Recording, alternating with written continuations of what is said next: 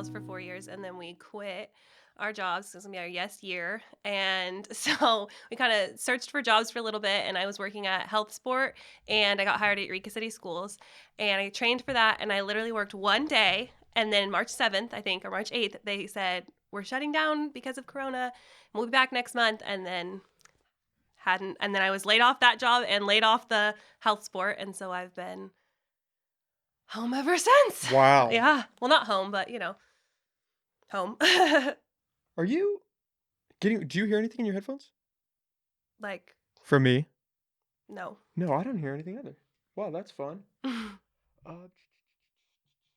This is all part of the growing pains experience. Yes. Okay, Now I hear you. There Got we it. go. Okay. Got it. Is that Got too it. loud? Is that good? No. That's good. Yeah. Okay. Well, we're still getting the growing pains Yes, aspects exactly. out. Okay, so what were you doing at the school? What did they train you for? Yeah, so, well, actually, briefly, I had this whole idea in my head when I quit Adele's. I was like, I'm going to work at the casino because that sounds glamorous. Good money. And so I quickly supposedly. got hired. Yeah, I quickly got hired at the casino. Was not glamorous at all. Waiting on people blowing smoke in my face all day. And Yeah, that could get a little old. yeah, and I worked there from 6 p.m. to 2 a.m. Oh, Yeah, and while I was going to school. So I quickly quit that job, and this whole time working at Health Sport, and then I got hired at Eureka City Schools to work in the after school program, and that was really cool. after school program. Okay. Kind of like I used to go to the after school program for years, so to be a leader in the after school program, I was like excited for that. Oh, that would have been awesome. Yeah, and so I did the training for that a couple days, and then I was there one day on my own, and then they sent us home for COVID, and I'm like, Wow. we'll be back, and Joke's on us. Yep. Wow. Oh, that must be so frustrating. Yeah. I feel like everybody went into 2020 thinking, okay, like this is going to be a good year. We're in the 20s. Exactly. Like all of us were 21. Like this was going to be our decade kind of. Everybody's supposed to graduate this year. Yeah. And look for nope, jobs. Nope. Completely flipped the world upside down. Yeah. Everything. I mean, since the last time we talked, everything's different. Like this is not the world anybody thought it was going to be in high school. No. By far. No, yeah, for sure. So you're not doing anything then, work-wise? Not necessarily. I mean, as far as like, I know I watch my siblings and stuff for like under the table money or whatever, but I've always worked like two jobs. I had two jobs throughout like college my first couple years, and I worked at Adele's waitressing like 5 days a week. So I'm used to being so busy, and so I really had no intention of staying home. And then they're like, okay, you're laid off both jobs. So I applied for unemployment, and then I got extra boosts of unemployment. And then oddly, which is so effed up our world, is I made more on unemployment in 6 months than I did like at my jobs for years. So I was like, okay, I guess I'll stay home because I mean, COVID's out there anyways. And so after that, I mean, that ended this summer. So I've kind of just been trying to figure out a way to get into a job that I want to do and that is like relevant. Hard, yeah. And like, if I want to go back to school, I'm not sure. But what about you? How did you end up coming back? I was going to school in New York for a little bit. And then it was our spring break, I think, in March.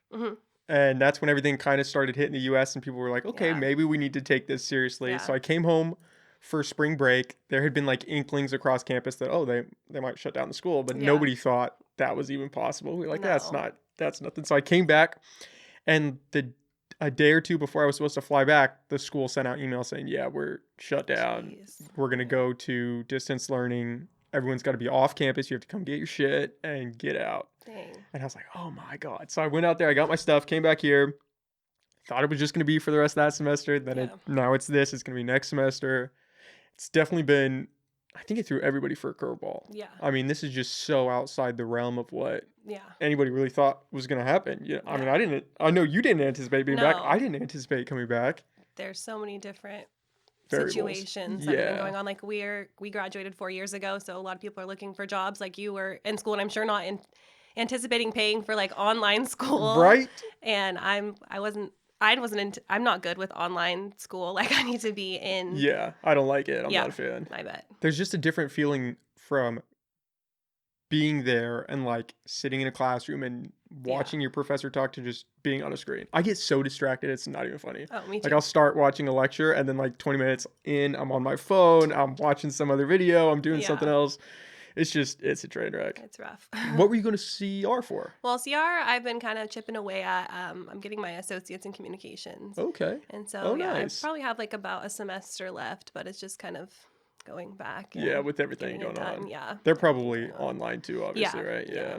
Yeah. What did you want to do with that? I'm not entirely sure yet. Like, Still waiting for something to yeah, kind of hit you. it's kind of floating, kind of hoping to find something out, but then this year kind of rolled through and Yeah, it's got to be hard yeah. going from being as busy as you were, especially, to just okay, now we're living like a stagnant lifestyle for the moment. Like, it's like stay home, don't do anything, there's don't nothing to go do. anywhere. Yeah, you can't go anywhere. You can't. I think the restaurants are closed. Yeah. For indoor dining again. So even if I wanted to work or dine or do anything, and like we turned 21. I mean, my 21st birthday, I was in Vegas. Like, I wanted to have that same sort of year, but you can't do any of that when this is going on. Yeah, Vegas is not the place you want to be right now. No. What did you think when you went? Oh, like I had fun. Yeah. And I was actually there for only like a day and a half. It was like 48 hours because right before my sister's wedding. Oh, no and way. so I was getting like hate from her, like, Flack, you should be focusing on being my maid of honor. Why are you in Vegas at your birthday? I gotta celebrate a little bit. Yeah. Yeah, Vegas is cool. I went there for my 21st too. Oh, yeah. And I was like, oh man, this is... Yeah. I was so close to going to school in Vegas because I was it's like... hot as heck there. Oh, God, it's insane. And they had like all the grasshoppers or the locusts. Oh my God. Did you see the pictures of that? Yeah. The streets were just covered. I was like, dodged a bullet for that one. Yeah. I think it's the place where you would want to go just for like 2 days. Yeah, we hang out. Yeah, we were talking about like, we can live here, but like not for longer than a year, like 6 months to a year, like till you're like you can get a little burnout. Yeah. But it's cool. No, it's it is definitely really cool. being able to walk down the street, drinking your drink and not have to worry about anything, and everybody's just having a good time. Yeah. That was like the antithesis of where we are now, where it was like, yeah, okay, lock your doors, stay away from people. Everyone's got this weird mentality now where you gotta isolate. Yeah, now you watch movies and you're like, where's their mask? Like, right? Or they're so commercials, and then now. you see the mask and you're like, oh, this is... Now it's like a new accessory. Yeah. Match with your outfit. It's just so different. It's just so different. Everything is so weird. Yeah. And the fact that we're going back into a lockdown again, or semi-shutdown, whatever you want to call it, it's just weird. Like, it's just a weird time. I keep thinking, this is such a weird time to be alive. Yeah, and then especially when, like, you're a young adult, and then you had the tensions of this year, and, like, we graduated high school, and the first election happened, and now there's this election, and then piling everything else on top, and we're like, when do we get a normal, like, time to figure this out? What would normal even look like? I don't know. What we read about, what we heard about, right? like, In what the we were history taught. books. What our parents had, I don't know. And the election, speaking of which is like still going on. Yeah, it's still going on. And what are your thoughts on all that? I don't know. It's crazy. It's just... I can't believe I didn't anticipate him to make any of it easy, Trump. Yeah. Oh yeah.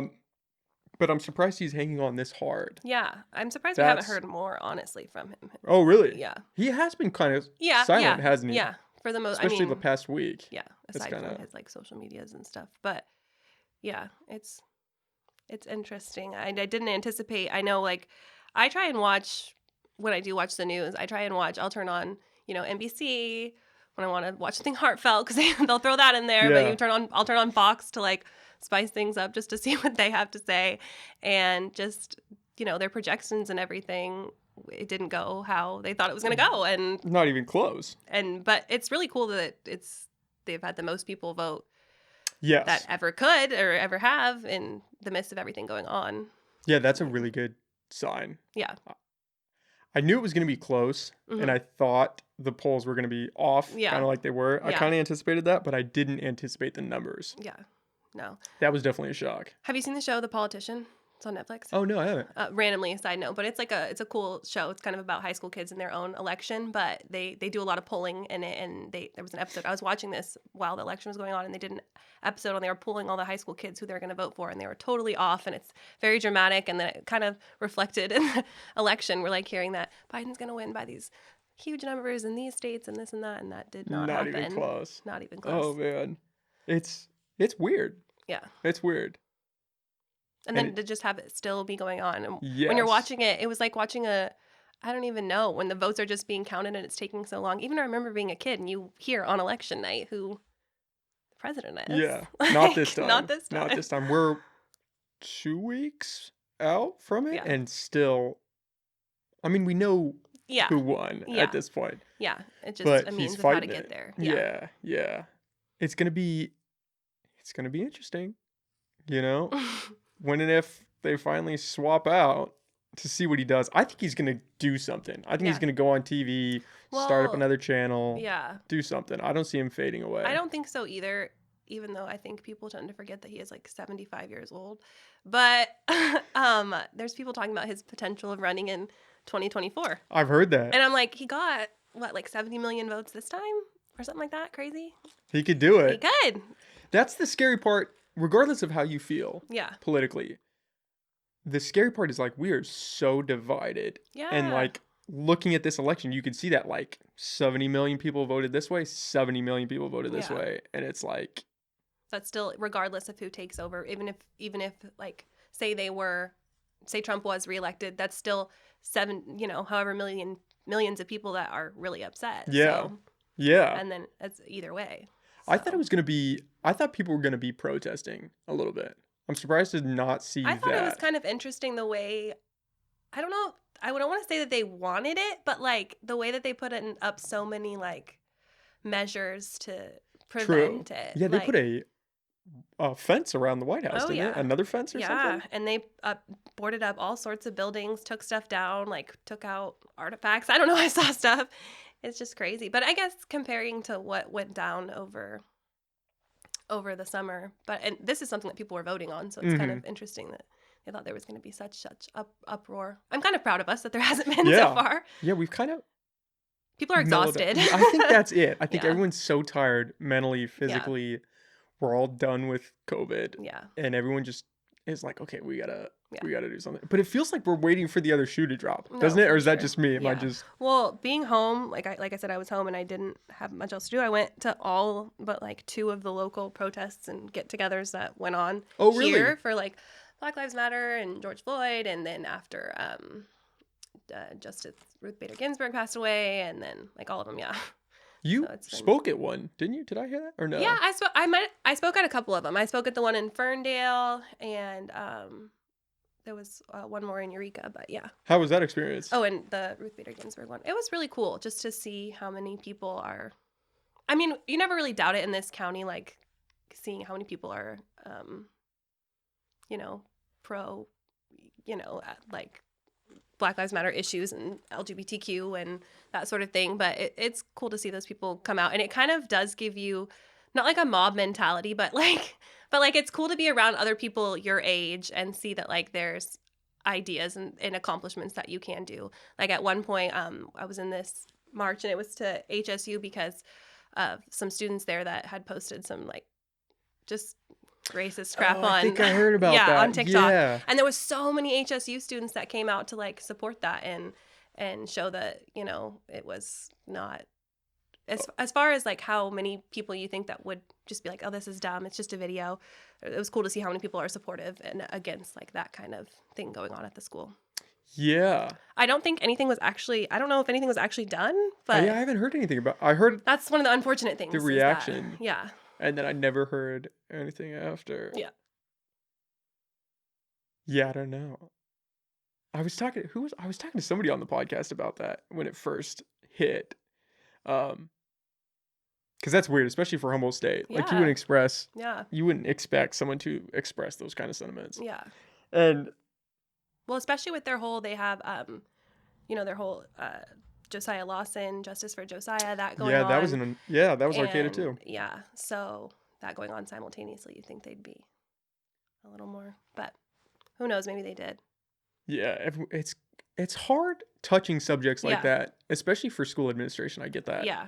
Because people are going to be pissed either way. Exactly. And like you're just trying to teach kids and you want everyone to have a good time and everyone to be cool with each other, but we're all people and people have wild and it's ideas. Like what extent, because I understand, because like we grew up with Vine and stuff, and I understand like some stuff's like funny, and I understand people having a sense of humor and posting things this and that, but there's like an extent, and there's like, it's like how far do you go? Do you go after these people? Is there like a limit? Is there That's do the we line, stop right? it? Like, Yeah. how much is too much, and where do you justify drawing the line? Yeah. That's kind of what scares me about like looking out into the world today, is because it doesn't seem like there is a line. No, it goes as far as anything, like not even just social media, but like even if you're looking at the news or anything, you try and watch or the media or who our candidates are, there is no line. Like watch the debate, there's no Yeah, line the debate drawn. was just they were just slinging mud at each other I for. just watched the bad lip reading version of it on YouTube where they put Oh, I haven't their seen that. own. I hadn't seen it either. It was pretty funny. Not much different than the real thing. I bet. Yeah. That's so sad. I was talking to my parents about it, I think, and I was like, this is our broadcast to the world of like, okay, this is Yeah. the direction we're going. And Yeah. regardless of how you feel about the person, like we could at least be cordial up on that stage. Yeah. And Well, it's crazy because I'll watch YouTubers, that are in other countries or Britain or whatever, and they're like, I'm just praying for America right now. You guys seem like you're really going through it. And I'm like, wow, we're the ones that. I watched Trevor Noah, and he was talking about, I never thought it would be not an African country that's talking about like somebody not leaving there. it's insane. Yeah. It's so insane. It would be really cool if you could like, I would love to go sit in on Brasu's class right now and just listen to him go off I about know. what is happening right Yeah. now. Be like, Brasu, how are you feeling about this? Yeah. What do you think's gonna go on? Yeah. But I don't think anybody knows. I think we're all just waiting for No. what's gonna happen. But the line thing, it's weird, right? Because like you want people to be better. Yeah. And you want them to do better. Yeah. And it feels like we should give them the opportunity to do that, which is Exactly. I think we Yeah. should. But you get these people that like as soon as they get a lead on something, like they're gonna drag you down as hard as they can. Yeah. Not necessarily not justifying what that girl did, but just in the world, it seems like everyone's so on edge Yeah. that you slip up once, No. it's gonna But be a it's long also fall. like, I was just talking to my roommate, Sindel, about this because, she's white, whatever. She hangs out with me. I'm her best friend. I'm biracial. And I was talking about, because I don't know what that specific, that specific HSU incident, it wasn't directed towards Black people, but like I was saying that they use, the N-word a lot in songs that become popular on TikTok and then songs that are number one on the radio. And I was like, when nobody's around, do you sing the word? Like, cause it rhymes. And she was like, well, it's hard not to, but obviously I would never mean it that way. But it's also like, but it is in our pop culture and everything. And there is that back and forth, like, oh, but you can't say it, but it's in the songs. Not that I think that that's a thing we should be debating about, but it is that where that line is kind of drawn. It's like, where do you? Where do you do? Yeah. What do you do with that? What do you do with that? Yeah. What do you think of that? I think it's just interesting that they don't. I personally don't say it really, but I think it's interesting that it is so prevalent in pop culture, but they're like, don't say it. Yeah. But I can understand how it would be hard not to. If it's rhyming with things and it's put in every other song, I could see how it would be hard not to. But at the same time, can we cancel these people and tear them completely down because they said something that was in a song? That's number one. I don't know. It's that line again. It's weird, right? Yeah. That's hard. Like I don't even know how you go about unpacking that, because there's so much emotion and history tied to that word. Yeah. For sure. Yeah, for sure. But like you said, it's pop culture, especially in hip hop and rap music like that. It's just there. Yeah.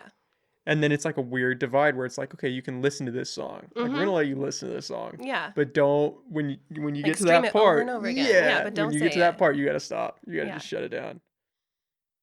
It's weird. That girl, the HSU girl, she made a video saying the N-word, right? That's who we're talking about? No. That specific incident, it wasn't her. She made a joke about ice. I on didn't see that one. Yeah. And it was like it was like a TikTok or something, and it said to the kids I don't even know, but it said she played the song Ice Ice Baby, like ice was coming. And so it got a lot of people upset at her. Oh, yeah. I did not hear about that one. Oh, yeah. Oh, wait. I might be getting my protests mixed up here. That was Arcata High. That girl was at Arcata High. The one at The one at HSU, yes, she did use the N-word. It was her and I believe 2 other guys. It was a cheerleader and I think some other guys on the sports Oh, teams I didn't there. know she was. Oh, wow. Yeah. Oh, I didn't know. And they were going back and forth. It was a Snapchat video. They were talking about a girl with acne, a black girl with acne, and they were saying she was like dirty and this and that. They sent it back and forth, and that was crazy. But oh, Jesus. yeah, in that type of situation, there's like, yeah, I don't know. What do you? I mean, what do you do?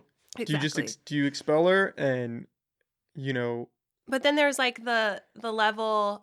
I think they found out that like she's going for criminal justice. Like that was her thing. Oh, is she really? Yeah. And so people would say, we don't want people like that in the criminal justice system. That But then at the makes same it harder, right? time, it's like this person they'll be like, oh, she is 20. But it is, we're that age. Like, do we know better? I don't know. That's the hard part, right? So, yeah. Some people don't, though. But some people don't. Yeah. Exactly. Yeah. Some people are still learning. Yeah.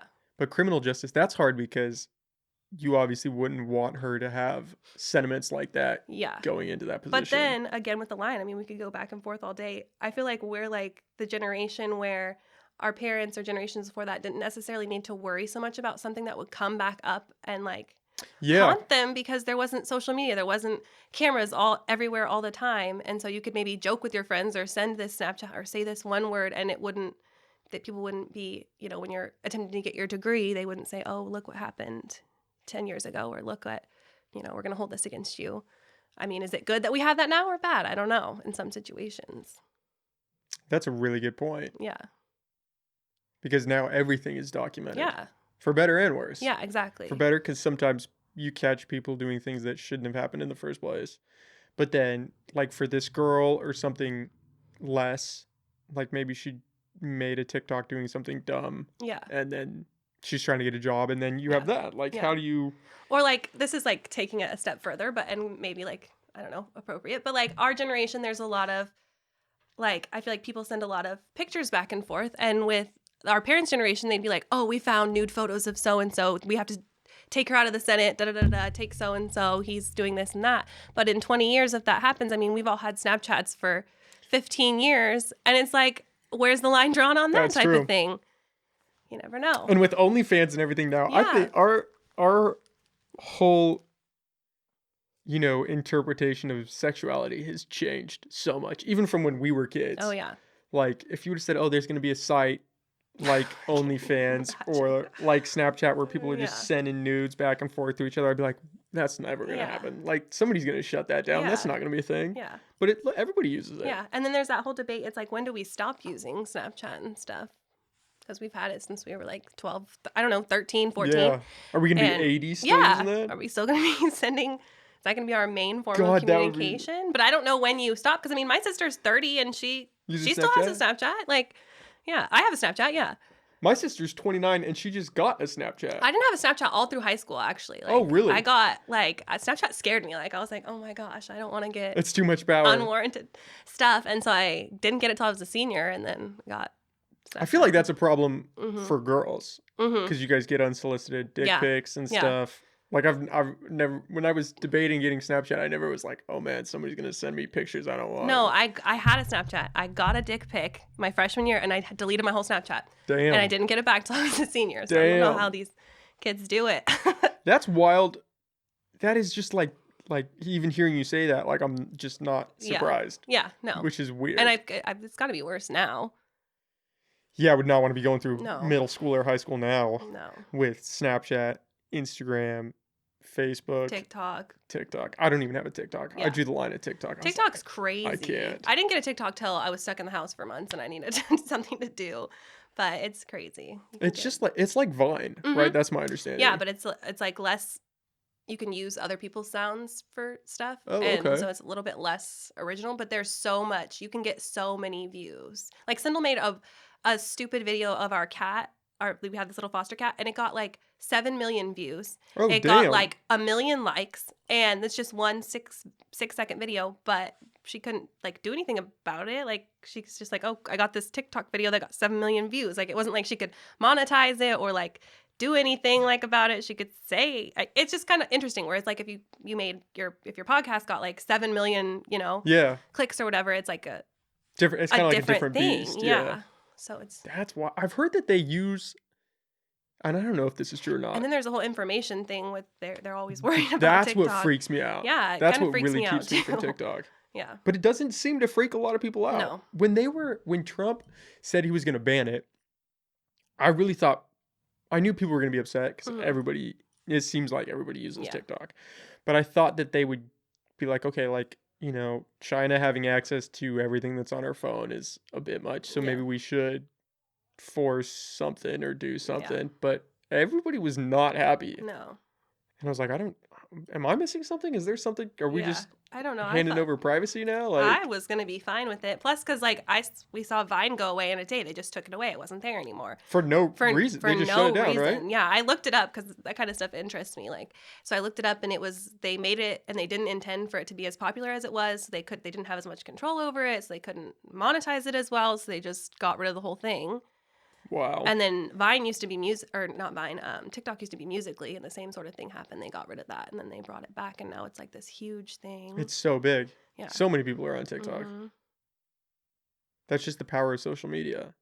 It makes you wonder what's going to be next. It's scary. It's also hard because, like, there's this one girl, I don't even follow her on TikTok, Charlie or whatever. She's about to hit 100 million followers and she's 16. And so she's making this TikTok buddy and all this popularity and she's only 16. And then you have people like us that are like chipping away at school, like trying to eat top ramen, trying to make it work. And then you have these people that are Just able trying to to get by. overnight, like, shoot up and then. That's one of the crazy things Yeah. about fame, especially. It's Yeah. like and fame at a young age. Because what does that do to a kid? Yeah.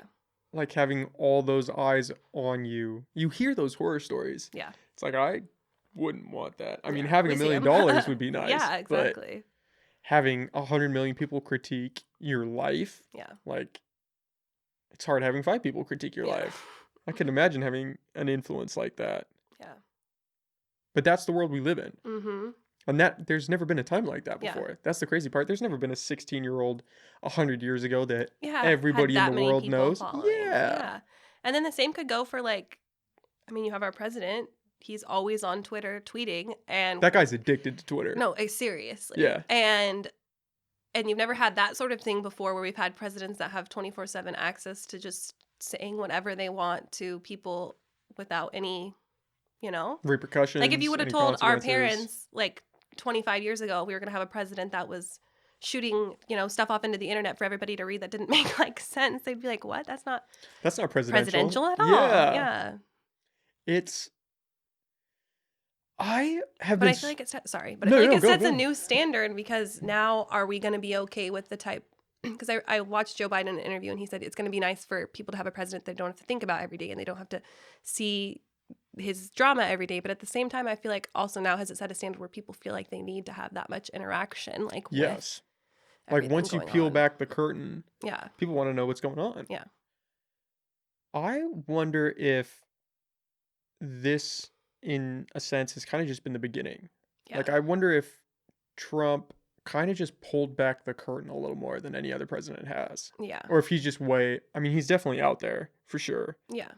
But if Twitter was around, would presidents have utilized it like he did back in the day? Like, is this just going to be what it is now? Yeah. We're just going to have I don't have a presidents Twitter. Do tweeting? you have a I Twitter? don't have a Twitter. I don't have a Yeah. Twitter. So, yeah, I don't know. I would. But is that just that's how we're going to communicate with our president from now on? Yeah. Is that a bad thing? I don't know. Yeah. Should somebody be, checking what he puts out there? I don't know. We could also get into the chat about how we ended up with like such old candidates that are.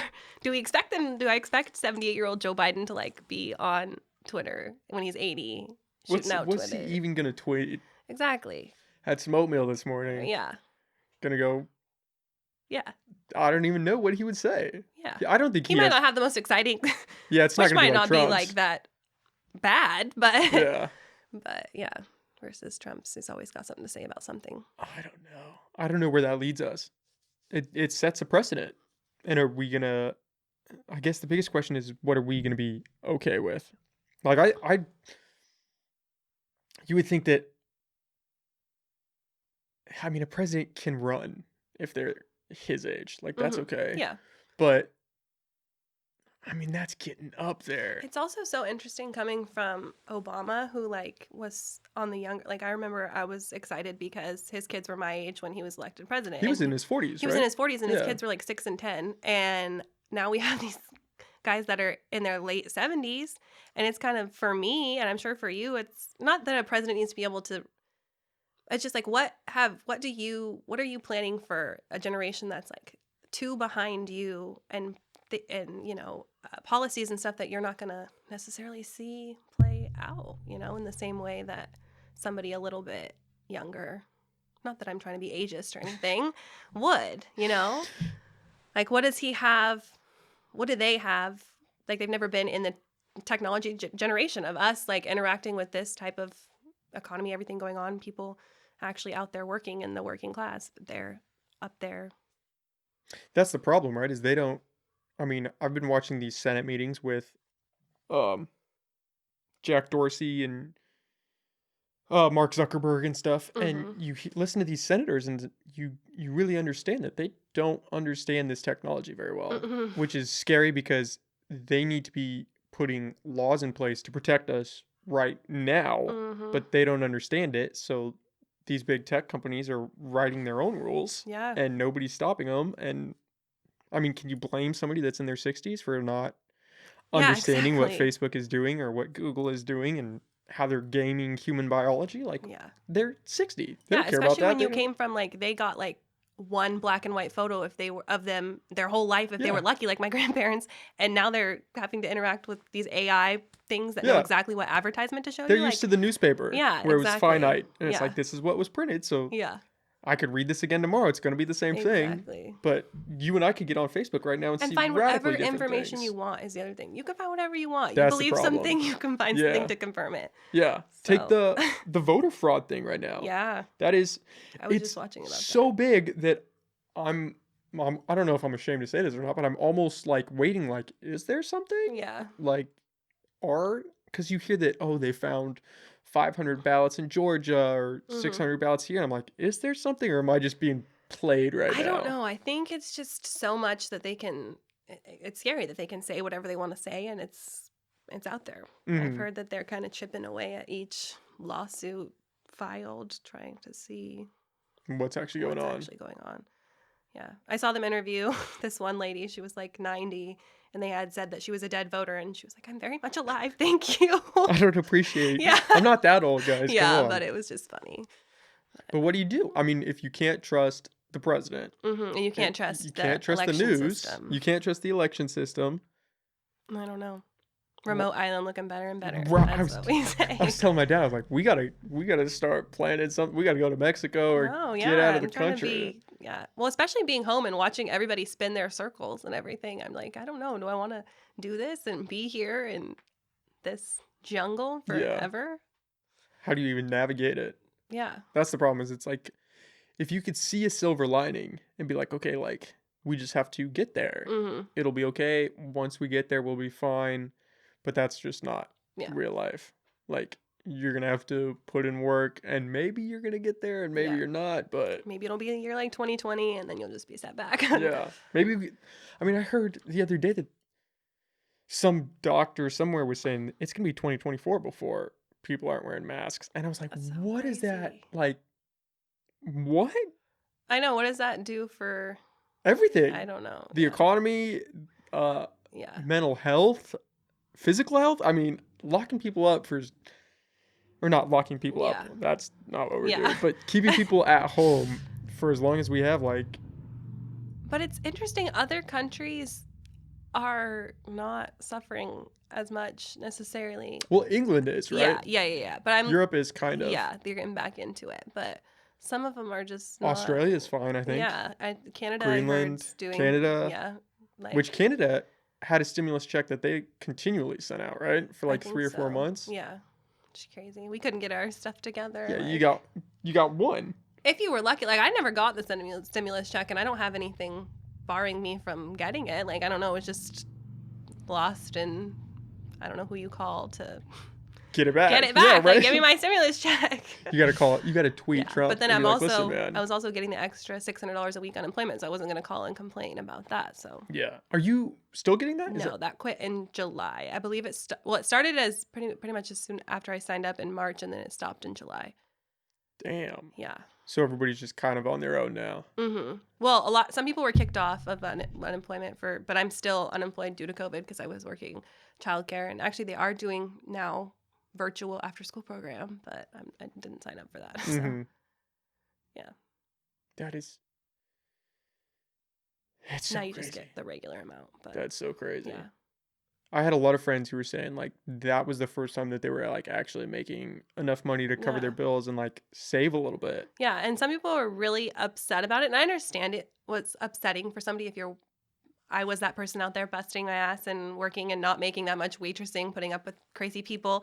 But at the same time, it's like, shouldn't you blame your government that made it so like the only time in your life you can get this kind of money is when like you literally got fired? Yeah. Or have nothing else? Because you know, a lot of us, like, I planned on quitting my job. Like, I built up a savings and was ready for this crazy fun year. And then they're like, nope, you're fired. And then life came. Yeah. Damn. And I was like, I'm going to go be a social justice warrior. And then did all that. And here we are coming into winter, and we're shutting back down again. I don't know. And Thanksgiving? What are they going to do about Thanksgiving? Did you see the lady locally that was, like, kicked out of the Costco, like, got arrested? No, I saw a picture of it, but I didn't hear what actually happened. I just saw a video of her. She was just upset, didn't want to wear the mask. Yeah, she said she had some sort of condition, and she was like, masks don't protect you. And the cops came and got her. Jesus. I don't know. It's crazy. I get a little bit of the sentiment on that. Not necessarily that we shouldn't be wearing masks, because that's a little bit much. But, like, I wear one of those like neck gaiter things. And people don't like it. Yeah. And I'm wearing it and I'm thinking to myself, like, this is not stopping anything. I don't think that's like really this, that much. Yeah, this isn't stopping anything. And I'll wear it like when I'm working out at the gym and it's like everybody's sweating. Like we're all, everyone's wiping down their equipment, or they should be. But what are we really doing? Yeah. You know what I mean? Far in, yeah. But it's, I don't know. I mean, you should wear a mask. Yeah. You should. Yeah. Just because it can help, I guess. Well, it's crazy just thinking about it, how quickly people can be not transformed, not manipulated. That's not the word. But like when the pandemic first started, I was at the dollar store and before we were wearing masks, before anything, when it first started and I got laid off, I was at the dollar store and I got a 6-pack of paper masks and I had them in my car and I was going to go grocery shopping with Sindel and I was like, oh, should we wear masks? And she was like, no, that's so weird. Everybody's going to look at us. And I was like, you're right. Like, that's so weird. Why would we do that? Like, typically the only people you see wearing masks are like in airports or, And so I was like, no, we won't. And then within a month, the whole country, the whole world, like, is getting masks, and we have custom ones now and different ones to match your outfit, and they're everywhere, and people are, it seems like, I guess it might be 50-50 people okay with wearing it and not okay with wearing it, but it seems like the not okay portion is growing. Yeah. I think as time goes on. Yeah. Yeah. To me, it doesn't necessarily bother, the mask itself doesn't really bother me. Like, it doesn't inhibit me from I've never been able to breathe very well out of my nose, and I can still do it. So I don't know why people are like that upset. And doctors, I always go back to doctors. Like, they're wearing them all day. Oh, yeah. My sister's a dental hygienist, and she wears one 8 hours a day. Yeah. Yeah. It's like you can't wear it for the 8 hours you're at work. Exactly. Really? Or they're like, I can't concentrate or breathe. I'm like, so brain surgeons, they're just not That's concentrating not or breathing. Yeah. Maybe we need to let them not wear masks so they can focus a little more. Or it's like people will... Like, I have a heart condition, and I'm in a group of people with heart conditions, and this lady was saying that, like, my mask gives me anxiety, I don't want to wear it, like, I don't want to go to the store in it, and then people came for her in the comments, and they were like, well, then, shouldn't you just stay home if you can't? If we're in the middle of a pandemic, you have a pre-existing condition, your mask gives you anxiety, shouldn't you just stay home? Or, like, to the people, that don't want to wear their masks to the mall, it's like, okay, take a step back, like, what are you at the mall for? Like, yeah. That sort of thing. Order it on Amazon. Yeah. Do you mind if I ask what your heart condition is? Oh, I have, I was born with holes in my heart, so I had 2 open heart surgeries to correct them when I was a baby. Whoa. So, yeah, kind of part of my life that contributes. Wow. Yeah. Are you? Or I'm healthy. I'm pretty much healthy otherwise. okay. So yeah, I just get checked up on my heart once a year, and yeah, Wow, it's that's still great. kicking. Yeah. What's the condition called? Well, my specific, there's all sorts of different kinds. It's like 1 in every 120 babies are going to be born with a heart condition. But mine's called Shone's complex, and it was just a variety of issues wrong, little holes in my heart, and then things wrong with my pulmonary valve, and they fixed it up, and yeah. Wow, that's crazy. Yeah, and they expected me to need more surgeries, but I haven't since Knock on wood. birth, knock on wood, pre-existing condition. Come on now. Does that freak you out then when you are? Well, I guess no. If you're good now, right? No, like, what do you mean? Like, if I'm like Like if health you, wise? yeah. Does that freak you out? Kind of walking outside, just being like, okay, well, Oh yeah, like COVID wise and stuff yeah. too. Yeah, yeah. Oh, I've definitely always taken like little precautions. Like I have to have antibiotics before any dental procedures or any type of procedure or anything, and I've been on little medications here or there when I was younger. But yeah, it makes it a little scarier, I guess, with COVID and everything. But it's easy for me because I've been home, and actually my grandparents, my grandma has already a lung condition that she's already on a nebulizer for, and then my sister's 6 months pregnant, so it's like even more layers on top of everything. I'm like, geez, I'll just stay home. Yeah. But yeah. I was going to talk about Pre-existing conditions, yes. Yeah, because that seems to be a huge factor for sure with COVID. Yeah.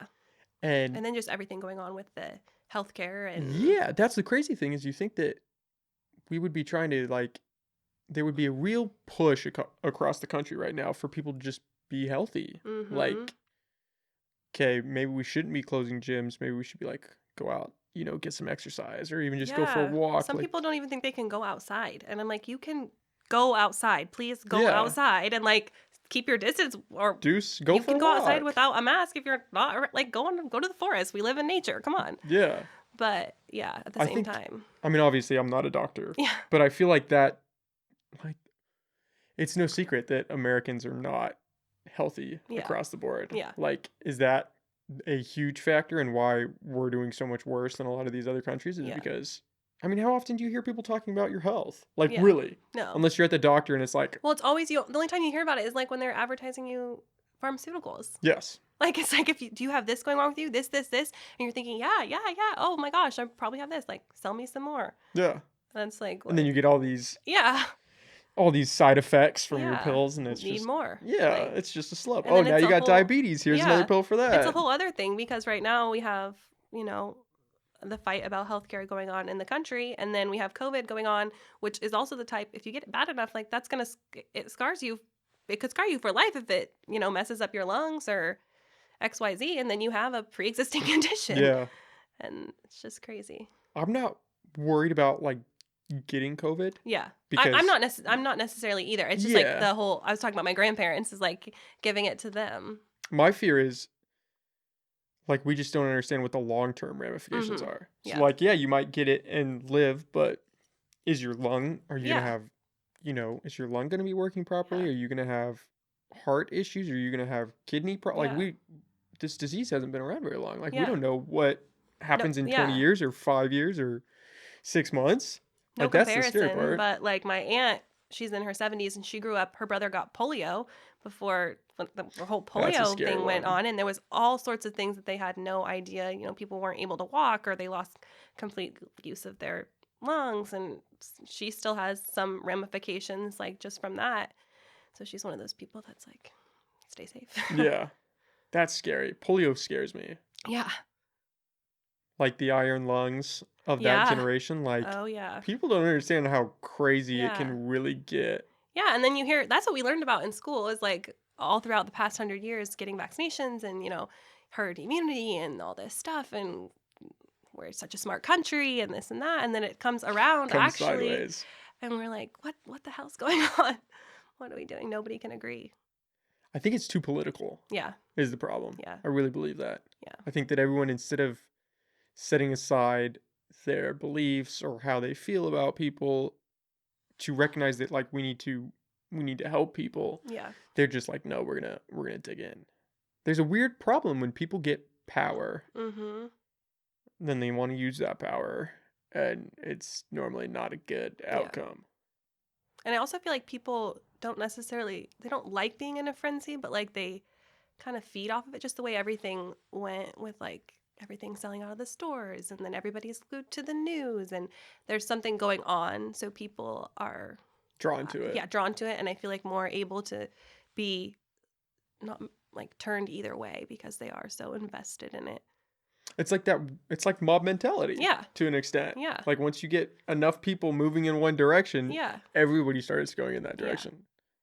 We're So gonna the sell people, out the on toilet paper anti-maskers again. will say that that's all the people that are wearing masks is like, you're sheep, you're all going in one direction. But then the people that are not wearing masks is like, you just follow your president that doesn't enforce it, and what our president who doesn't enforce it, you know.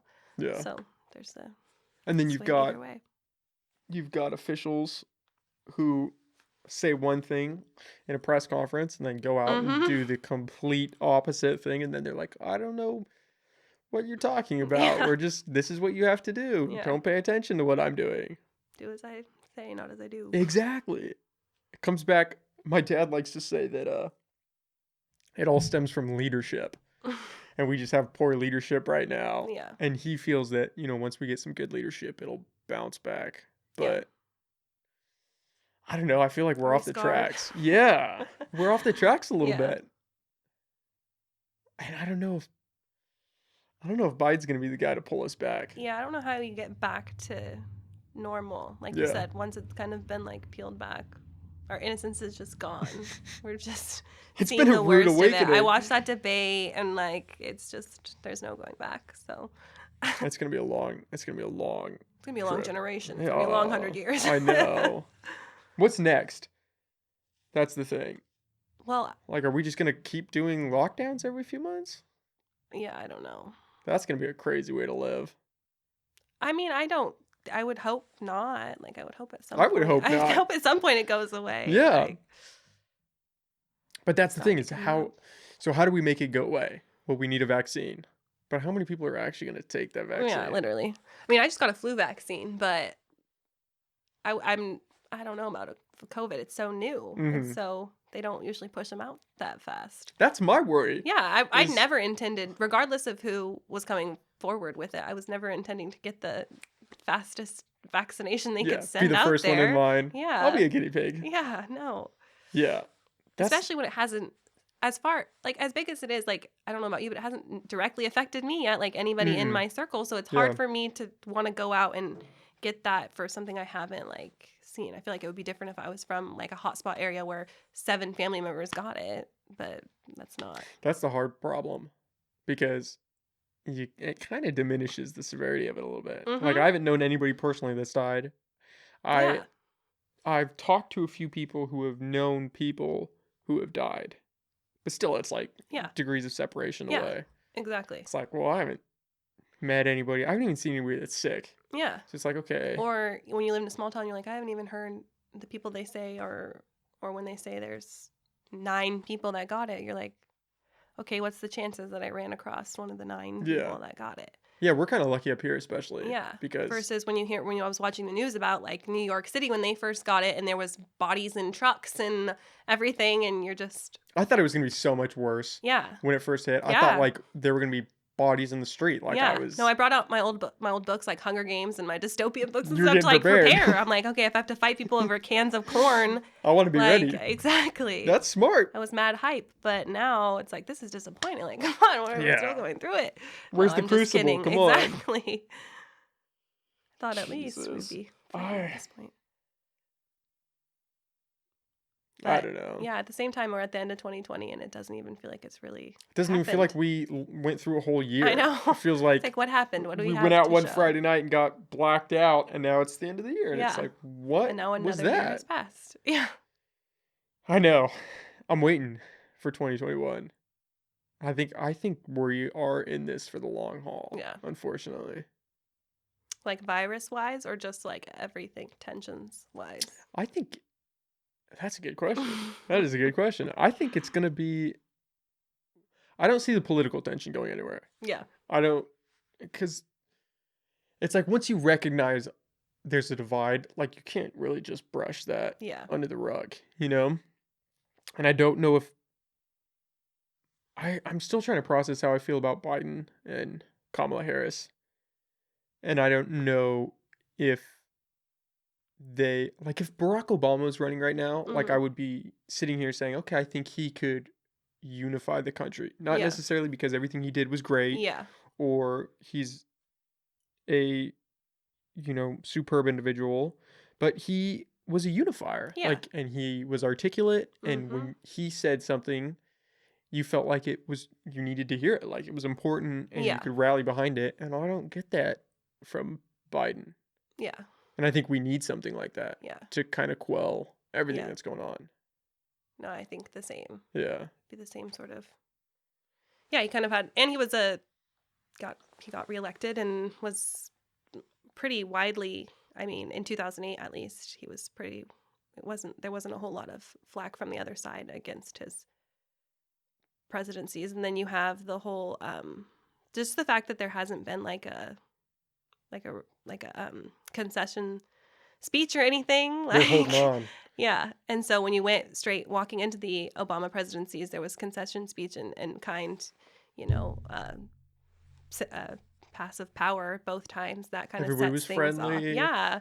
Welcoming in, like Yeah. conceding, fine. Like if you listen to John McCain's concession speech to Obama, it's friendly, it's cordial, and then the same as like Mitt Romney or George Bush, and I feel like that sets a stage too. But then again, I see what you mean. Like Biden doesn't necessarily have that unifying sort of aura, Something. I guess, Yeah. about him, and yeah, I think he kind of ran on the experience like platform, but at the same time, you're like, If you couldn't okay, get you got something a done lot of then, yeah. experience. And it is cool to have somebody who was the vice president. So it's like he was regardless of what you have to say, like he was in the White House as the vice president for 8 years. He He's did got more right-hand experience man to the than president. Trump for Yeah. sure. But at the same time, it's like he is like 77 or how old. And he has been doing this for and he has been doing it a 50 long time. years. And he has been like, I feel like I like the guy kind of, but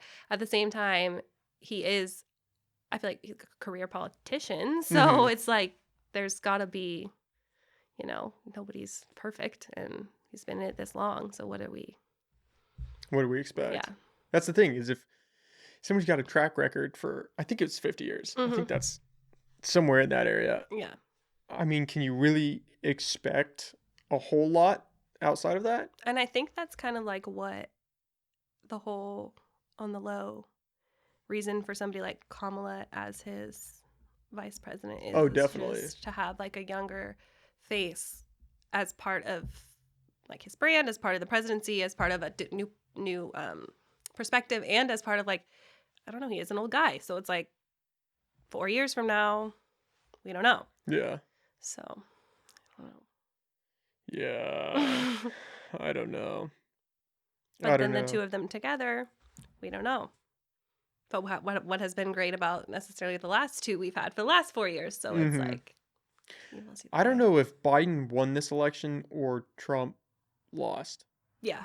Like, I don't know if people actually wanted Biden. Yeah, that's another thing. I don't think that Biden necessarily won. I think not the party, but like not a movement, but I feel like, yeah, a lot of the people that voted for Biden didn't go in there voting for Biden. They voted for an issue that Biden was better at on their side than Trump. Yeah. Whereas Trump supporters went and voted for Trump. Yeah, for the brand. Yeah. And then you have a lot of like radical people or like leftist people that are like, well, I had to settle for Biden. Like Biden's not who we wanted, but that's had he's not Trump, so we can vote for him. Yeah, exactly, which is scary. Yeah. A little bit. Yeah. But who knows? That's the thing. People hate him so much that he probably could have run anybody.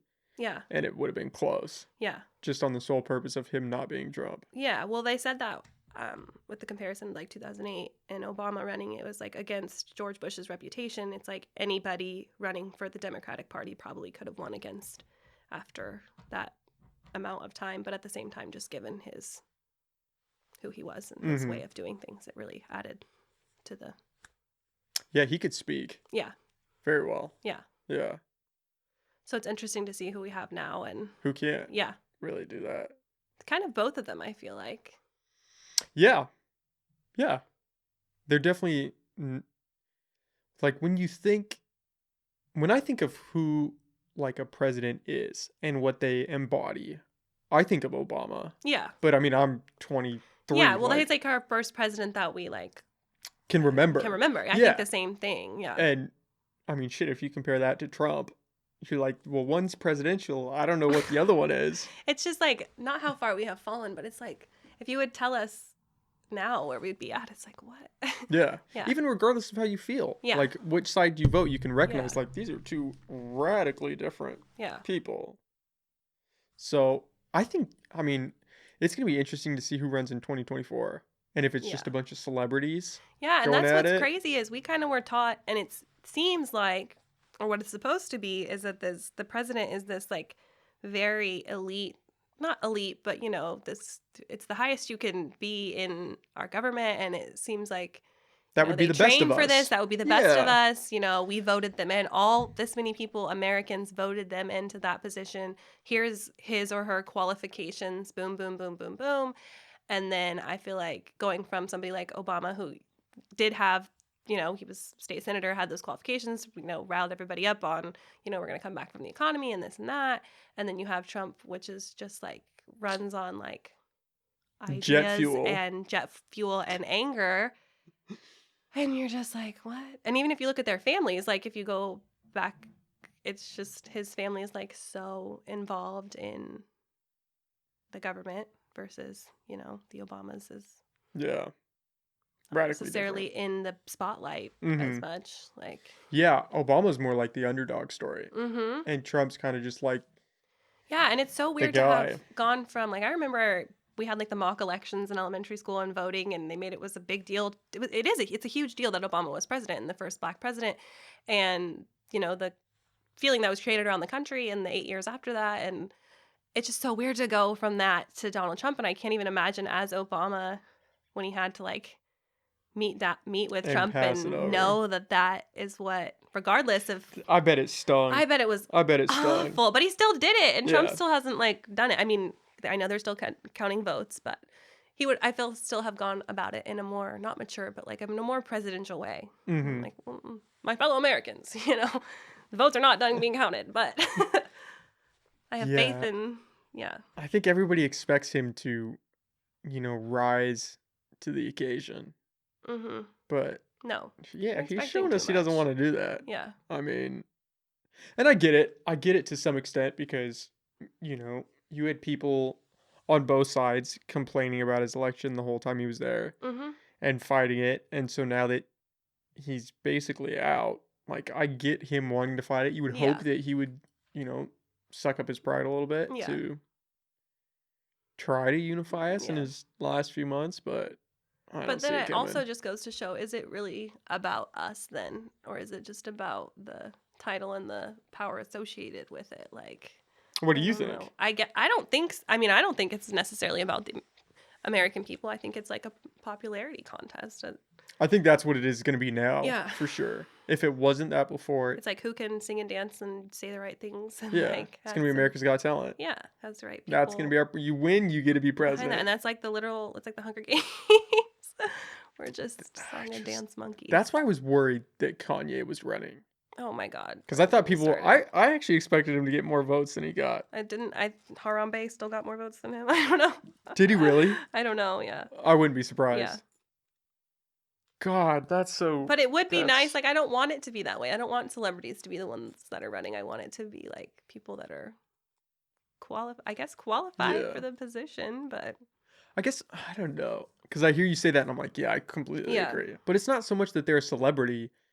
You just want someone that knows what they're kind of doing. Yeah, and I also watched this documentary, and it had AOC speak in it, and she was talking about how she was like waitressing a couple years ago, and now she's doing what she does, but that a lot of people don't realize that government, there is a spot for Americans like in government, and it is a government for the people. So if you or I wanted to be a part of the Senate or president, you could go after that and attain that, going after goals and meeting who you need to meet and accomplishing what you need to accomplish. And I don't think a lot of people realize that. So I don't think it's cool in that aspect that people can become president that you that's didn't a good think. point.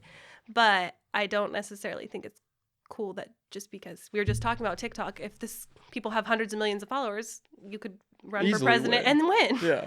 So That's who why I was upset. knows? They wanted, I think it was in San Francisco, they wanted to let 16 and 17-year-olds vote. And I was Yeah. like, this is going to get out of Yeah, hand that's crazy. quick. Well, there was one thing on the ballot that I thought was cool, was the 17-year-olds who will be 18 by election day being able to vote on primaries. Because in 2016, I was 17 in the primaries and 18 on election day, so I could vote on election day, but I couldn't vote for the primaries by like 6 days, which was kind of annoying. But so I voted. I thought that was kind of cool, but I don't know about, like, yeah, just that the 16-year-old too young, right? Yeah, no, yeah. Like, God, if I could vote at 16 and you told me Kanye was going to be on the ballot, I probably would have just done it just dying laughing. Like, Kanye's not going to. But then, like, if he won, I would have been like, oh, this is I also feel like that happened in 2016 where you did have people voting for Harambe, the gorilla and stuff. Or even Trump. Yeah, because he was, and we were younger then, and just the young people now, you don't know. Yeah. I just think it's too young. Yeah. No, me too. I want to talk to someone who's like, oh, it's a good idea. And just see, like, where are you getting the argument? Like, do you remember what it was like to be 16? Yeah. Because your ideas aren't really that a lot of the stuff doesn't even make sense. Like, you get your license when you're 16, but you can vote when you're 18, but you can't drink till you're 21. But you can go to war when you're 18. And die.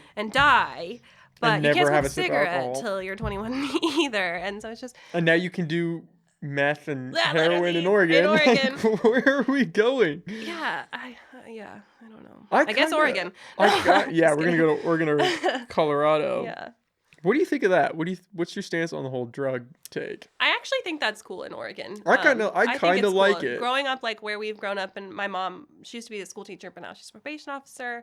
And my parents, I grew up with them doing foster care, and just seeing the kind of repercussions of like drug use and people being in jail for small offenses, and I don't know, just the fact that I don't think people realize how expensive and how much work goes into keeping people incarcerated, and how much of your taxpayer money goes into it. How it's like more expensive to take care of a prisoner than go to college. It's just... Is that true? That's what I've heard. Wow, I didn't know that. Yeah, like some schools. So damn. And you have people sitting in there years for having a joint. In other states, that's when you can walk down the street and buy one at the mall, basically, here. So it's... And at what point is what substance worse? Because, growing up here, like, we all know Tina the tweaker, and she's not really bothering anybody. I mean, crossing through the middle of traffic and stuff, but that's Tina's a very cool. Yeah, these people are very... They're doing it to themselves. They're not doing it to other people. Mm-hmm. So I do think it does take a lot of time and energy incarcerating these people when they're just going to get out and do it again. Yeah. Unless, we have these things in place. I know they're going to put them in, I guess. It's going to try and put them in rehabilitation, which they can't know till you try. Yeah. So who knows if that would work here, because there is so much. Well, I guess it's the entire state of Oregon, so there's probably a lot there too. Yeah. It'll be interesting to see. Like, drug use in and of itself doesn't seem like it's that bad. It's a very it's a personal thing. You're hurting or taking care of yourself versus, other crimes that are affecting other people. Yeah, it's kind of, I mean, you could make a parallel between like that and abortion, mm-hmm. in the sense that like it is your body. Yeah. So if you want to do this and you're not hurting other people or stealing other people to support the habit, and you can live a productive life, then like who gets to decide that you can't do that? Yeah. And even if you can't live a productive life, it's these, like, I'll be in the groups on Facebook here just locally, and they'll be like, oh, put them in jail, do this, do that. And so if it's a person that's addicted to meth, and they've been on meth for 20 years, and you put them in jail for 3 more years, and you spend all this money, and then they get out and they're back on meth, and then you want to do the same thing again and think it's going to have different, like, consequences. I don't know. At a certain point, like, it was supposed to be that, like, incarceration leads you back to society, and I don't think that that's, like, necessarily I don't think that's helpful. Ever been the case. No, I don't think that's ever been. I think it was a pipe dream that we all got sold on. Yeah, exactly. So this hopefully will eliminate some of that, people being sent to... It seems great. I mean... It seems great. From an outsider's perspective, you're like, how are they going to make that work? But at the same time, there's already so many people that are on drugs, So I bet if not you in could jail really already. count Yeah. how many Americans especially actually use drugs, I bet it would be shocking. Oh yeah. Oh Like yeah. even just weed, like I mean, we both know because we grew Yeah. up here, like Yeah. that's everywhere. But That's everywhere. and the idea that you could go to jail for decades for a joint, like Or that's just so the sad. comparison between like crack and cocaine. It's like the elite, rich and famous people do that sort of thing all the time. But if you're broke in a small town, you get pulled over on the side of the road with crack on It's a you, wrap. you're done. Like, That's a good point. I've never actually thought about yeah. it that way, especially with crack and coke. I Yeah. mean, you hear, And they're the same thing. So yeah, you hear famous people talk all the time oh, about, look at I had look at Biden and Trump. cocaine. The whole Trump family is accused of being on coke. So it's the whole Biden family. And then it just gets like thrown around. But at the same time, if you're an average American and you have a drug addict in your family, it's like, oh God. It's too taboo. Yeah, it's too taboo. But if you're them, it's like, oh, he's just got a little problem. He doesn't need to go to jail. It's little Timmy doesn't need to go to jail. Yeah. He's gonna be fine. But here He's they're gonna be like, a oh. successful businessman. Exactly. He is one. Yeah. That's been an interesting aspect for me, like Mhm. going to these different schools for college and Oh stuff. yeah. Because you see kids. You've been all over. Yeah, I've bounced around a little bit, and you see radically different environments, and you see some kids who you would look at and you're like, wow, this kid's like gonna like crushing it right now, like Mhm. he's gonna be somewhere big, and then you're at a party with him and you're like, this dude's fucking doing Yeah. coke in the Yeah. bathroom, like what is happening? Falling over. Yeah, and then Yeah. he's in class the next day acing quizzes, and you're Yeah. like, what? Like, Yeah. it's just, I mean, even going to CR, you meet people and you're like, what? Yeah. Like, college is just a weird. People are like eating shrooms outside of class. Like, Yeah. you don't. Yeah. No. And it's like completely normal. Yeah, and it's like so accessible, and like that's another thing. In 20 years, when we're all running as politicians and lawyers and stuff, are they going to be able to go back and be like, we found on your Snapchat memories you doing a line of coke? Like, That's a good point. we don't know. That's a really good point. That shit scares me Mm-hmm. It scares me too. because I don't like. We're not very forgiving No. as just like as a species. Mhm. Like we like to hold grudges for sure. And I feel like it gets worse and worse. Like, Yeah, it hasn't gotten better. mm-hmm. I mean, I guess it has. In some ways. In if you're looking at it from decades or Yeah, centuries, yeah. like I would not want to be smoking weed in China right now. Yeah. That would be rough. No. But Like, we don't have it that bad. Yeah. But, yeah. that's another thing too. I feel like people struggle with, especially now because we have COVID and we have, political tensions. Is like we don't understand that we still have it pretty damn good. I feel like Yeah, I was watching this documentary last night. Actually, it was from the BBC, and they were doing a story in Kenya. Mm-hmm. And I guess the homeless population in Kenya is really high. Like there's a lot of poverty in Kenya. And this reporter was talking about how these families are living on the street and they have a real problem with people stealing babies and young children off the street while they're sleeping or Yeah. their parents are sleeping and then selling them. Yeah. And I was like, what? Yeah. Like That's I've never crazy. heard about this. Like Yeah. you hear Epstein or you hear Yeah. North Fox Island. Mm-hmm. But then you're like, okay, in this other country, like that's happening every night. Yeah. That they're just scooping babies Yeah. off the street. Like, Yeah. what? And we're over here complaining because Yeah. our bathrooms aren't separated or No. Yeah. which are valid problems. Like I get it. Yeah. But it's not the same thing. No. It's definitely easy to get caught up in that, not victim, I guess you could call it victim mentality, where you do think that we're more oppressed than we are over here. Mhm. You not take advantage, but lose sight of how good we have it, I guess. I went to Costa Rica right before senior year. I spent a month in Costa Rica teaching English with my cousin, and I went to come home and I was trying to catch a taxi, and we flagged down a taxi, and we're in the biggest part of Costa Rica. We had been in a remote town. So we're in this huge city. It's like their equivalent of New York City. And everybody speaks Spanish, and completely different country. I was 17. and get in the taxi, and I get in, and my cousin nudges me, and she's like, I don't see a meter in here. And I was like, oh, okay, well, no big deal. Some taxis don't have them. And then he kind of locks the doors, and then at first he didn't ask us where we were going. And then I'm like really Sketch. feeling uneasy, and then we're going, and I realized he spoke English really well, and he was playing English music, and he had like this really nice watch. And then I was trying to, in Spanish, to tell him which airport we were going to because he didn't ask. And there was multiple airports, and it felt super sketchy. And sure enough, we're coming up on the airport, and it was supposed to be like a $5 ride. And we're coming up on the airport, and he's passing it. And I'm like, I was freaking out. I was like, pull over, pull over. And he's like, he turned around, and in perfect English, he was like, I need $50 or I'm not stopping the cab.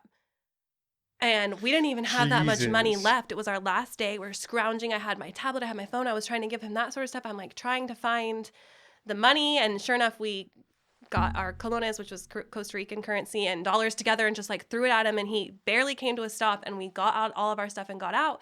But it was like in that moment that I was like, if I get lost in this country, like nobody cares, like nobody's gonna, I'm just another person. Versus in the US, I feel like there'd be more, like my parents could be like, there'd be an Amber Alert across, the states or whatever, and we're very much more ahead. So communication-wise, whereas I go missing, they're like, where am I? They don't know where I am. Like, so that's like one situation where you don't realize how well. I'm just naive getting into a random car I didn't even check was a cab or ask, do you know what you're doing? Are you a cab driver? Versus because I'm so used to, here we just get an Uber, whatever. Yeah, we trust Ubers. I don't think that, like, I'm looking at this taxi here. I got on taxis in New York City, and I wasn't like, are you going to kidnap me? Like, but yeah. God, that's scary. Yeah. And you come back and you're like, well, I do have it. I mean, even something like that. Like, I would have never, like, everyone takes Uber for granted. Like, yeah. But you hear stories, even in the US, there was a girl in North Carolina, was out drinking with her friends, called an Uber, got into a car, turns out it wasn't an Uber, and the guy drove a couple blocks and, like, killed her. Yeah. It's like, that just happens. Yeah. That's just life. Yeah. I bet you're not planning on going back to Costa Rica right now. No. It was a really cool experience. I've heard it's beautiful. The end. I've heard it's beautiful there. And like the beaches and the rainforest. I saw monkeys and sloths, and I went ziplining, and it was great. But at the end of the day, like, you're just another. And on your last day too. Yeah. That's insane. I was like, get me home. Jesus. But it's the same sort of thing, like you were saying, in the grand scope of things, you don't really realize until you. Well, something like that definitely wakes you up to the realities of. Yeah. And then it's hard because I like traveling, but then it's like you do have those type of experiences where you're like, wow, I am just an American. Mm-hmm. My broad worldview. That freaks me out because, like, that stories like that exist. Yeah. But now, since we were talking about, like, degrees of separation, like, now I know you who happened to personally, and now it makes it, like, a little more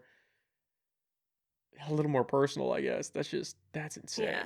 And then people are like, oh, who knows what he would have done? He probably just would have XYZ. And I'm like, well, I'm thinking that I could be, like, sold. I don't know. What could happen? Yeah. I'm in... The fact that he said, like, if you don't give me $50... I'm not stopping the cab. Yeah, he was not stopping the cab. It's a little easier to figure out that, okay, it wouldn't have ended that well. Yeah. Like, maybe you would have been fine, but at what cost? Yeah. Does that make you a little more leery of traveling? Well, my sister, I have an older sister, she's older by 8 years, and she spent a couple summers in Europe and traveling, and went to Brazil, and we've since then gone to Greece. We went to Greece 2 summers ago, but it does make me a little bit, like... More cautious. Yeah, more cautious around when I'm traveling and such with people. Because you kind of get in, like, this main character mentality where you're in your own world, and you don't really realize that the whole world is going on outside. You're traveling, you're having fun, but... other people are living their lives trying to get whatever they're trying to get. Yeah. So. Damn. Damn. And then I was like only 17 too, so I came back and like had my senior year and was yeah. Huh. I'm like. Well, dodge that bullet. Yeah. Like, huh. You were teaching over there? Yeah, so I signed up with like this program. Actually, coming back to my heart condition, I signed up with my sister to do this program in Peru, teaching English in the mountains. And then my cardiologist was like, no, that's too high of elevation for your heart. I've never really been told no things before. So I was like, all right. So I ended up going, I was supposed to go with my sister, but I ended up going by myself. Well, not by myself, with my younger cousin to Costa Rica, because that was just another option in the same price range with a host family. And I stayed there for a month. And it was really fun. On the weekends, we got to do exploring and everything. And I never had any problems. I was just all over the town ziplining and checking stuff out. How long were you there for? Almost a month, Almost a month. 3 weeks. Yeah. Wow. Yeah. What what an insane opportunity, and then to end it with that, yeah, be like, holy shit. Yeah, I remember I called my mom. I was like, I just want to be back in America, and I felt like mean, but at the same time, I was like, no, I want to go back to where I feel safe, my home. Yeah. But like since then, I went to Greece, and and that was fine, and there was an airport shutdown, but other than that, I felt pretty safe and fine. But I feel like it's also different countries, like you were saying. Yeah, and I mean, Greece is a first world country, right? But also other countries you go to, there's so much. Like here, you don't see it as much of like the poverty interwoven with like the city and the rich. Like you'll see like a dilapidated building next to a skyscraper, and like it's just such a different world aspect. Yeah, my family, we used to go to Mexico for family vacations and stuff. And you did too. I'm sure you can attest to this too then. Like you can go there and you'll be at these resorts. And if you venture just a little outside of the resorts, like you actually see Mexico. Yeah. And it's completely different. I mean, you have people who, are living off 25 cents a week. Yeah. And it's a radically different way of life. And then you go back to your resort and you've got free drinks and free food. Yeah. And you're sitting next to a pool. It's super weird. Yeah. No, the first time I experienced that, we went on a cruise when I was 7, and we went to Mexico, and I was like excited because I had money and I was spending, and it was cheap. And because stuff was cheaper there, I was a kid. And then this lady, I went to buy chiclet gum, and this lady was selling me chiclet gum, and her baby was wrapped in newspaper. And I was 7, and I just remember being like, this is a whole different, I was like paying her change for gum, and just realizing that this is different world. Very different. It is weird to go back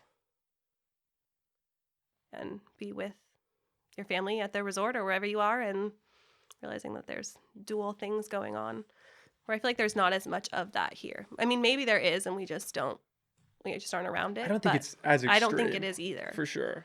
Like you're not lost in the system, but like there's more in play to keep that from happening, I feel like. Yeah. And the economic disparity, I feel like, is still, like, you could look at, we have like Jeff Bezos who's making billions, and then you have the guy on the street who, Tweaker Tina, take for example, who, probably doesn't have $10 to her name. Yeah.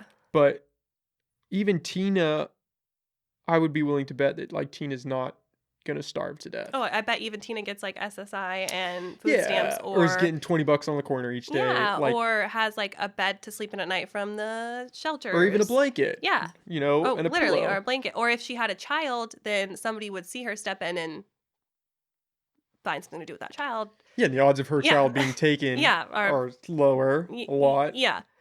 Not that it's not impossible, but like then you hear.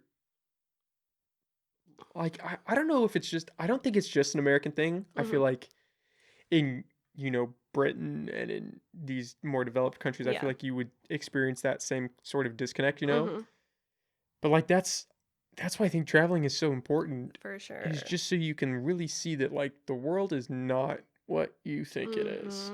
Like, whatever problem you have going on, it's a problem in your life for sure. And nobody's diminishing that, but I think perspective is a really good thing to have.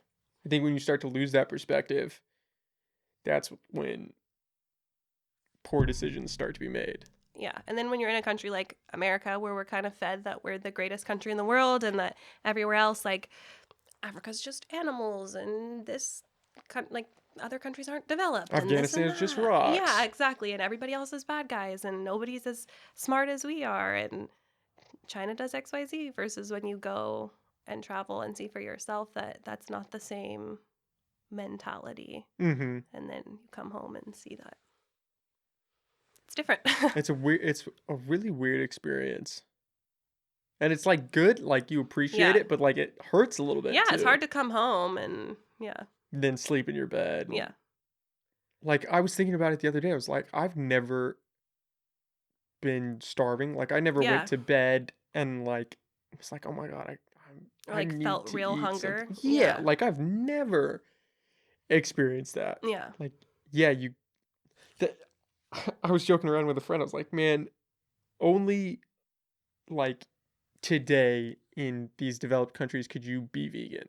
Oh, Like, could yeah. you imagine a time where it's like, oh, I'm not Yeah. going to eat this I know. food? What a privilege to be able to Yeah. pick. Or do like keto or do intermittent fasting or Yeah. like, there's never been a time where you could just turn down food because you Yeah. have so much Yeah. that you're just like, yeah, I'm not going to be Or like you have people with hungry. they're like, I don't eat gluten. I have a gluten Yeah. intolerance. And it's like, could you exist with a gluten intolerance in another country? No. No.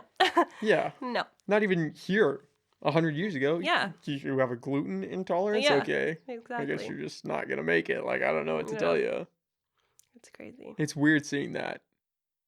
And even talking about it, like, it's still hard to appreciate because it's like, obviously, I've never met anybody that has done that. And you see them and you see videos and you hear stories, but putting that face to it. Were you in like the after school program at Zane?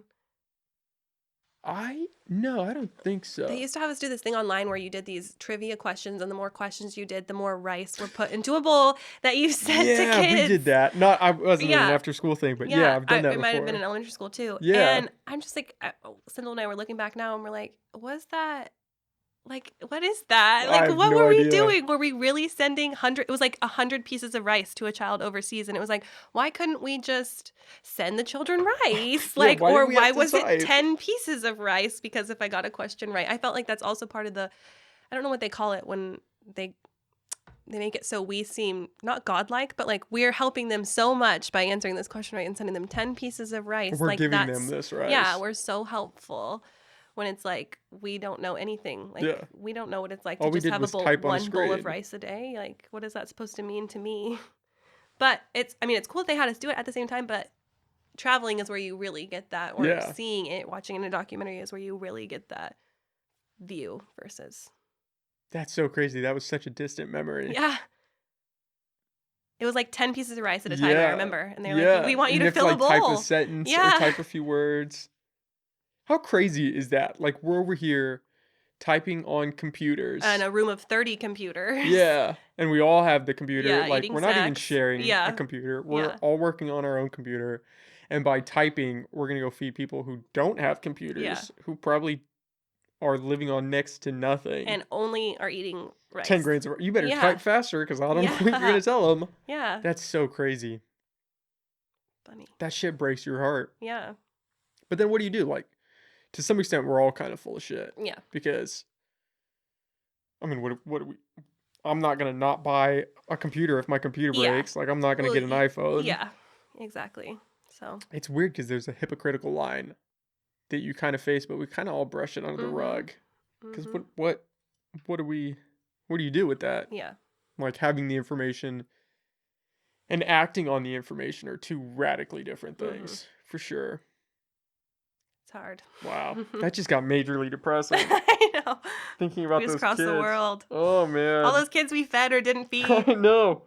We were stubborn. I should have typed more. I definitely exited out and played games or something, and I should have typed more. I wasn't even looking forward to going to class those days. But like thinking, you could even be like, is that still a thing? Because I haven't heard about it. So what happened to those kids that were getting the bowls of rice that we were feeding them? Did the program just die out? Did they not get the bowls of rice? Yeah. Like. Yeah, I don't think they're teaching. Were they ever getting the bowls of rice? Some guy was just saving it for himself.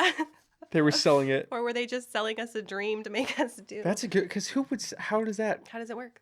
Yeah. Maybe advertising, but I don't remember seeing ads on that site. Yeah. But I guess it's like any of those things that you see commercials for. It's like sponsor a child, this and that. You really have to check into it. True. You never know. $1 a day could feed and clothe this child. I wonder how many people actually do that. I don't know. I feel like it's got to be like not older, but I feel like a lot of older people would probably sign up to that type of thing. Yeah. But I don't know. It's not going to be Like, it's not me. I don't have a job. Yeah. It's not gonna be some kid working at McDonald's like. That's gonna overdraw my card. Yeah. It's like I can't even afford to buy my own food. Seriously. I just can't. Yeah. Well, that's like another issue is we say that sort of thing here. Like, I always say that too. It's like, oh, I can't afford food, or I'm hungry, or I can't afford to go eat out again. But it's not necessarily the same as these kids who eat 10 grains of rice in another country. Yeah. Like, I can't afford it, but I can't afford it, you know? Or who, I've heard stories. Oh, God, for some reason, I want to say it was like the Middle East, but it easily could have been somewhere else. But like they were eating old boots, like the leather of old boots, and boiling them to try to get some nutrition out of it. And it's like that's rough. Yeah. That is, or even you hear stories about the Holocaust, and I think they did that too. And it's like, I mean, I can't even fathom what that is. Yeah, people would like they like pull their belt as tight as they could in their stomach so it would feel full because they were just so empty, hungry. Like how, and that was like what, 3 generations ago, 70 years ago. Like people still, I mean, how crazy is that? Yeah. Nobody talks about that. No, everyone's complaining they have to wear a mask. Yeah, it's like, especially how would you like that? Our generation hasn't had.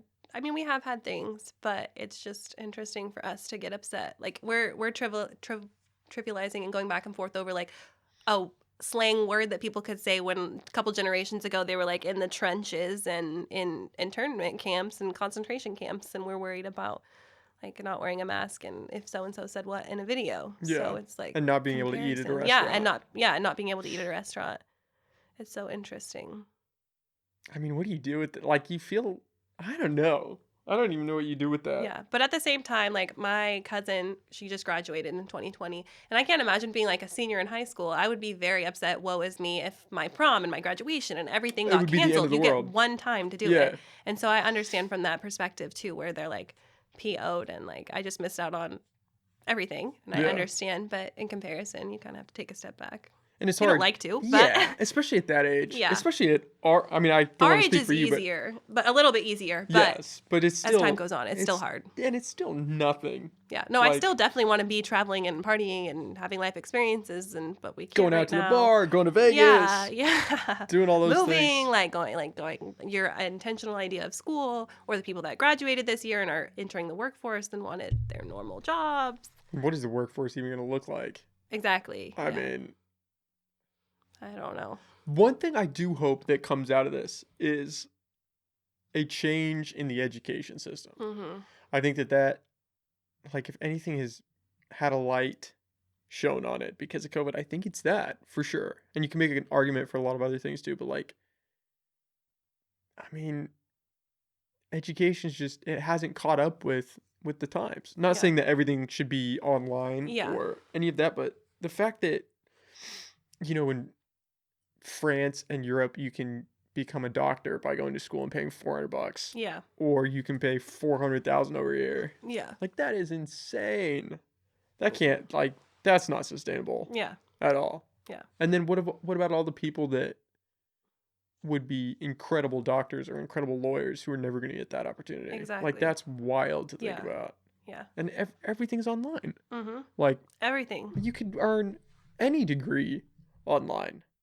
And we can't just put that out there? Yeah. Make people appreciate if you can do education? It all, how do we go back from this? If you can do it all now, then why would you go back? Yeah. And you know the recordings are out there now. Yeah. Why am I going to go pay? But then it also shows true colors. Like I know locally, they were trying to have a school board meeting to discuss whether they were reopening the schools, and they couldn't get whatever platform they were using, Zoom or whatever, they couldn't get it to load, and it kept shutting down, and the parents were getting really PO'd, and they were saying, you know, you're in charge of our kids' education and you can't even get your computer to work, and we've been having to learn on computers for like 6 months. Yeah. And so it's also just going to show that, like, yes, people want their kids in schools, but like, aren't you concerned? Like, look who's teaching them, like, what's going on? Like, it's so faulty. Yeah. That's been one of my biggest gripes, especially because the school I'm going to now, like, they consider themselves like a STEM school. Mm-hmm. And it's like, well, they didn't have any online classes. They had no foundation for that. So they had to build it all, and it's trash. Oh, no. It's so bad. Yeah. And I'm like, how do you guys justify making people pay for that? Yeah, I don't know. And the crazy part is I've had instructors be like, okay, you're gonna watch these YouTube videos to understand how to do the material. And it's like, why am I paying you to have me go look up a YouTube video to do Yeah. this?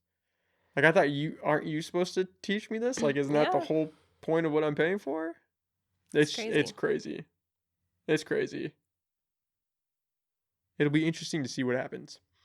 For sure. Yeah. I think a lot of schools are gonna It's also just, shut down. regardless of what happens, for people like you or I or anybody who was stuck in this year of looking for a job or graduating or going to school, it it may just seem like a temporary time, but for us it is a year. Like it is A year you're has not gonna get a year back. we're not getting back. So if I Yeah. haven't worked, like that's still going on my thing and you're trying to go to a STEM school where you learn hands on, but you're online and What are we doing? yeah, that's still a year of your education. That's still a year of all these people who are looking for employment, or like it's still gonna this has repercussions for a long time afterwards. That's what they keep saying, especially about like the young kids. They are still in high school or Yeah. elementary school that like, what is this gonna do to them? Yeah.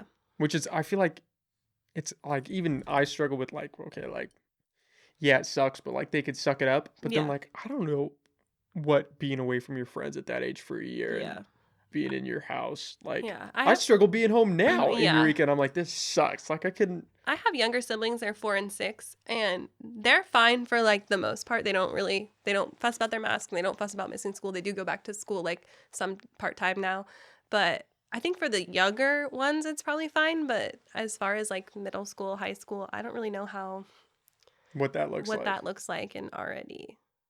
Because I already also feel like it's such a big deal, social media and FaceTime and Instagram and all that. And now just added the fact that they're even away from each other even more. Everything's probably just moving more and more onto social media. And Yeah. they're just more and Nobody's more gonna know wrapped how to in talk it. to each I other know. when we get back. It's already a thing with our generation and our age versus, and the younger people, it's just going to get worse. Yeah.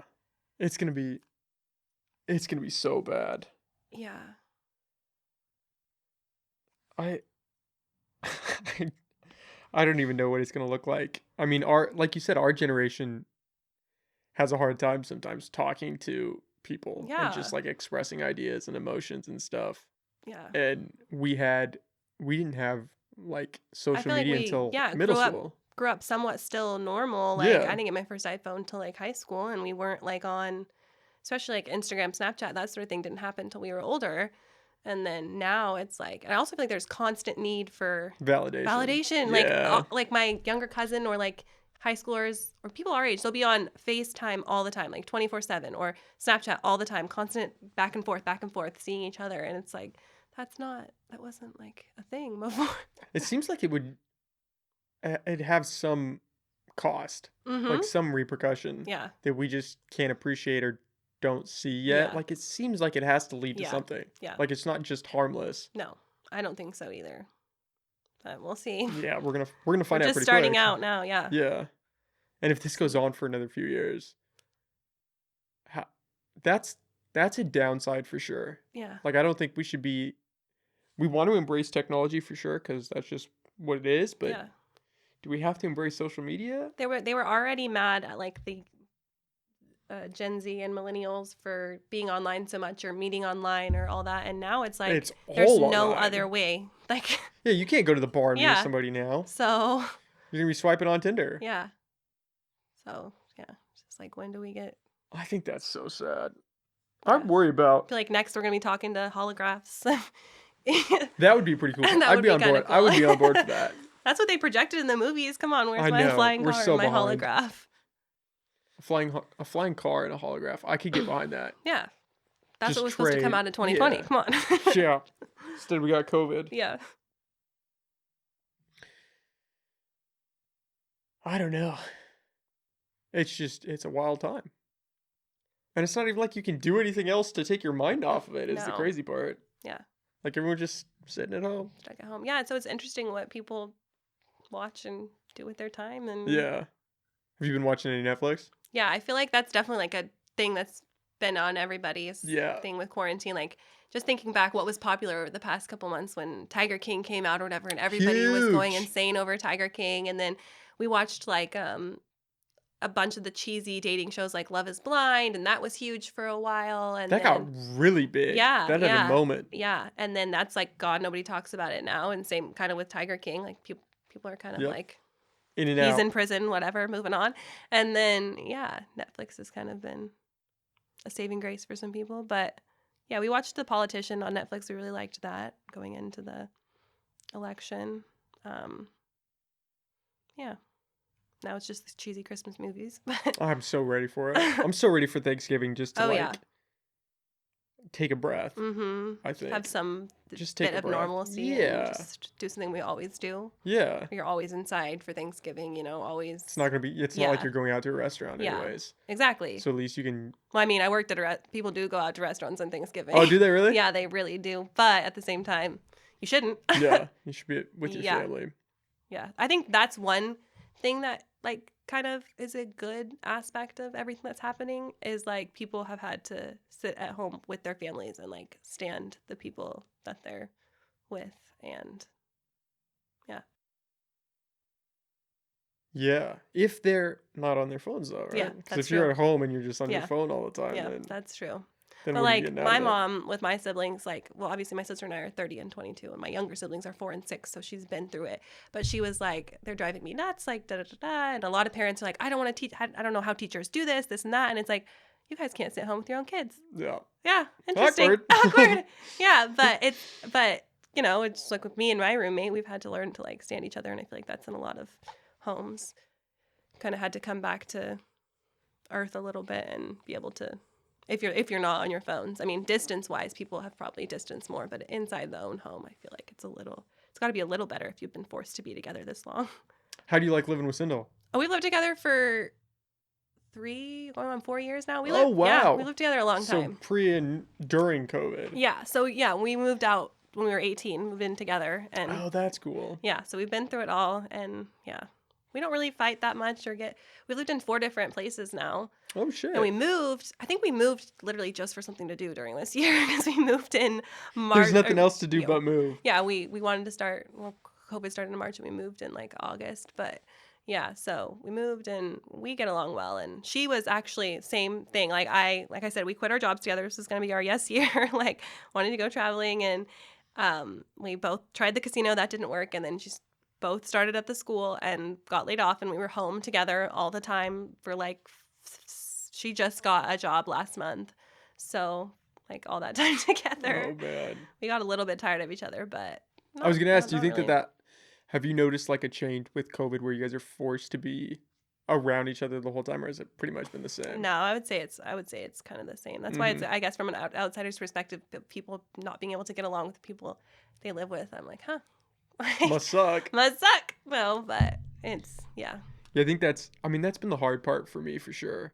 Yeah. It's just, more so just being in Eureka. Yeah. Like, I feel like everyone can relate to that. Like, wherever you live, like, as soon as you graduate high school, like, you have these grandiose ideas about getting out of your own town. Oh, Not yeah. that Eureka's a great place. Yeah. No, but I think so. And then there's a weird mentality here. And it's but if just you're like, back or if you're here, it's like you feel like you some type failed. of way. Yeah, like and you it's like, failed, what? and then combine that with like everything going on. It's just a weird time. Yeah.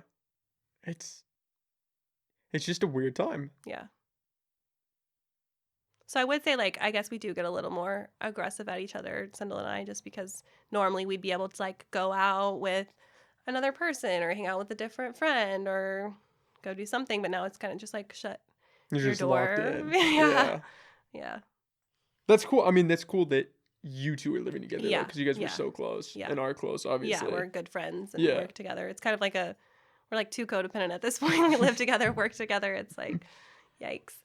But you guys were prepared for COVID. Yeah. To be stuck with each other for a little bit. Well, actually, if you think about it, I don't know if you were around the power outages last year. We kind of got. I wasn't here for that. You weren't here for that. Thank that God. Was, I heard that was miserable. That was insanity. People thought the world was ending. That's another example of people not realizing that we can be without power for 24 hours because they did it for, thousands of years. But And people yeah. are doing it still today in other countries. Exactly. Around the world. Yeah. People do it all the time. And we get shut off. But it was like for a few weeks, right? It'd be a day here, a day there. No, it was annoying, but I mean, it was kind of cool for us because we worked at the restaurant at the time. We didn't want to be there, so we shut down. So we were like, again, looking at the bright no side harm, of no things. foul. I mean, the restaurant's like, all of our food is spoiling. Like, this sucks, but we're like, we don't have to go to work. But it was kind of like I tried to cook soup over a candle. Wow. It took a very long Dedication. time, but I did it. But that was kind of like preparing for the sort of thing like where we had to get, food together and, all your essentials versus now, I mean, it's a whole different level. But yeah, I a little forgot bit of about the that. mania. People were very upset. I remember going on like Facebook and seeing posts from everybody still and here. The power was never out. I mean, locally in town, the power was never out for more than 36 or so hours, which is not even that enough time for like your freezer to frost all the way. So I don't know. People don't like their routines. No, being they disrupted. don't. And that's what the whole COVID thing and wearing a mask and everything and that too is part of it. They don't like it. What do they say? It's you're stifling my freedoms. Yeah. I can't go without electricity or without having to wear a mask. Yeah. I don't know. God, that seems like a lifetime ago thinking about that. Yeah. It's only been a year. Yeah. God, I mean, like you said, this year doesn't even feel like it's been a whole year. Yeah. It just feels like I know. the blink of an eye. Started out the year Kobe died. That was like a huge, huge thing. And you're like, whoa, what's this year going to happen going on? And then here we are almost at the same point coming back on it. Remember when our biggest problem was season 8 of Game of Thrones? Yep. Now we have all this. Yep. God, I would give anything to go back to that. Actually, that's one thing I got into over quarantine is really? Literally I was like not anti Game of Thrones, but I was late to the game, so I didn't want to be, I don't know, late to the game, like last person talking about it. And then my mom's like, oh, I bought HBO. So I'm like, all right, I'll check it out. Shit. And then Sindel and I finished it, I don't know, 10 years worth of seasons in like less than a month. Like What'd we just went through it, loved it. Like it was so great. Good. I mean, up until the last season. But it's such a show that you forget that you're watching, like about the other characters. There's a journey for each character. It's such a good show. So that was cool to be watching during this time. Yeah. Kind of distracted by that since I was home. Get caught up. Yeah. But then I was like, oh, I want to be Daenerys for Halloween, and it's like now I'm 2 years too late. Everyone's gonna be like, really? That's the costume you're gonna be wearing? But yeah, it's all fresh and new to me still. But yeah. I had Dustin actually just started watching it again with his girlfriend too. Yeah. It's got something for everybody. Oh yeah. Yeah. And it's definitely one where you're like, I don't want to watch this anymore. Why did this happen? But you're still hanging on. It grips you. Like even as they're they're not afraid to kill off characters. No. They're not afraid to do it. And I watched The Walking Dead, and that was kind of the first show I watched where they weren't afraid to just kill off a beloved main character. But then you watch season 1 of Game of Thrones, and you're like, compared to how is this even going to continue? Yeah. And they do it for... And no shame. Like they'll do it like the 3rd episode of that season, and you're like, what? What? Yeah. And then it's like such a big production to us. It's like such a magical, and you're like part of this adventure, but it's such a huge production. I just saw a thing that like by season 8, the episodes were like millions of dollars per episode. Like movie budgets. Like movie budgets. Low class movie budgets. Which I mean, they're great. It's a great show with great visuals, but it's like, damn. That's a lot of money. Bajillions of dollars on a show. For one 50-minute episode. Like 8 episodes or like versus everything going on in the world. They must have been making bank off that show. Like I can't even imagine what the actors and actresses were. But it's actually cool. I mean, it's cool to see. Because, I mean, the people that played the kids were kids when it started, and they grew into adults when it ended. Like, yeah. That's one of the things I loved about the Harry Potter series, was you could see... Yes, like, that one too. And we were kind of at that age when those movies came out, like you felt like you were growing along with those characters. With them. Yeah. But, like, I know I just watched an interview, Sophie Turner, who was Sansa, she was 12 or 13 when it started, and like she really, now she's our age now, but to like have to play through all those scenes where she's like married off to 3 different people when you're actually that age is like she's really feeling it. Yeah. Like it's and now cool she's married to a Jonas brother. Yeah. Which is also kind of crazy because I'm like, we watched them. Right? And she's our age. It's like a cross between 2 parts of your childhood in a weird way. But I guess it's just going to keep happening because they're getting older. Life keeps moving on. That's what they say. It's kind of weird because you're like, oh, that person's a grown-up. Oh, wait, I am a grown-up. I never feel that way. I'm always like, I will always be the person that's like, we need to go get a grown up Yep, to yep. work out this issue Yeah. because, yeah. I mean, how old are you? I'm 22. You're 22. I'm Mhm. 23, and I still feel like my shit's all Oh, over the great. So place. I'm 23 is coming up, Yeah. and I still won't feel it. Got it. You're welcome Yeah, for yeah, that little morale boost. yeah, I always judge it. I joke with my sister because she's 29, and I'm like, well, thank God you're older than me because I just keep setting the bar to your next birthday. I'm like, maybe I'll have my shit yeah, together by the time I'm 30. yeah, Okay, 36. Okay, yeah. 40. Oh, We're just going to keep well, my pushing it sister back. is like, yeah, she's got it now. She's 30 and she's dental hygienist. She got married last year. She's a dental hygienist. Her husband's in the military, and she's having a baby. So it's like everything's nicely sealed with a bow. But I'm Wow. 22, so I'm coming up behind. I've You got got a few time, but years I've still, got yeah. that. Like I've seen. I'm like, all right, well, It's seen her coming. do it. Yeah. I know it's This scary. holiday season, I'm like, all right, at the kitty table, everybody's like, no, but it's been interesting. Yeah. Yeah. It's just a weird time to be alive and to Mhm. be our age, I Mhm. think. From where we came from to where we're going. It's just weird. Yeah. And I don't know if every generation has had that. No, I also saw that we're one of like the first generations. Pretty much all generations, our parents and our grandparents inherited an America that was better off than the one that they were like economy wise, and then was better off than the one they were born into. And then for us, our parents will be like the first generation that will be worse off than our parents were Oh shit. because we're inheriting. Like if you think about us, we've already been through like 2 recessions and we're only like That's a good point, 22. huh? And so what is it going to look like? I mean, we're trying to enter like the main workforce, but Which is like this is the worst time to yeah, be trying worst to do time that. Because when you everything's graduate in 2020. yeah, Like, because everything's either shut down yeah. or online. Or they don't know what's going to happen to it. Yeah. Like so many industries, the airline industry, the vacation industry, you know, like anything. They don't know what's going on with it because of COVID. So, That's what confuses me is you hear, especially on the news, you see all these people who are in line to get food, at mm-hmm. these food banks, and they're talking about how, they don't have a job, they can't afford. I think there was some statistic that like 30 something percent of Americans can't afford their rent right Mm-hmm. now. Mm-hmm. But the stock market's up. Yeah. I also saw that like How does that work? well, I think the stock market really only affects like the top 2%. Oh, it Like definitely I does. think that that's Yeah. like and so that a lot of American people are kind of swayed by like what's I don't know. Like they can tell me that the stock market's doing XYZ, but does that really trickle down Mm-hmm. to me? I don't know. Yeah. I don't think it No. trickles down at all. No. But from my understanding, the stock market is supposed to be representative of our economy. Yeah. Well, if all these people are saying our economy is gonna be Yeah. hurting, like why is shit still climbing right Yeah. now? That's what I don't understand. Then it's like what's making it climb? Who's benefiting Yeah, off of it? Yeah. who's pumping in this cash right now because it's Yeah. not the middle class that's Yeah. hurting, it's not the lower class. Yeah. I don't know. I don't there's so much like I wish that I was more informed on and like you just got to learn, but Yeah. there's so much to learn about. It's interesting. I've never been like a part of, well, I obviously have been a part of statistics in the past, but never knowingly.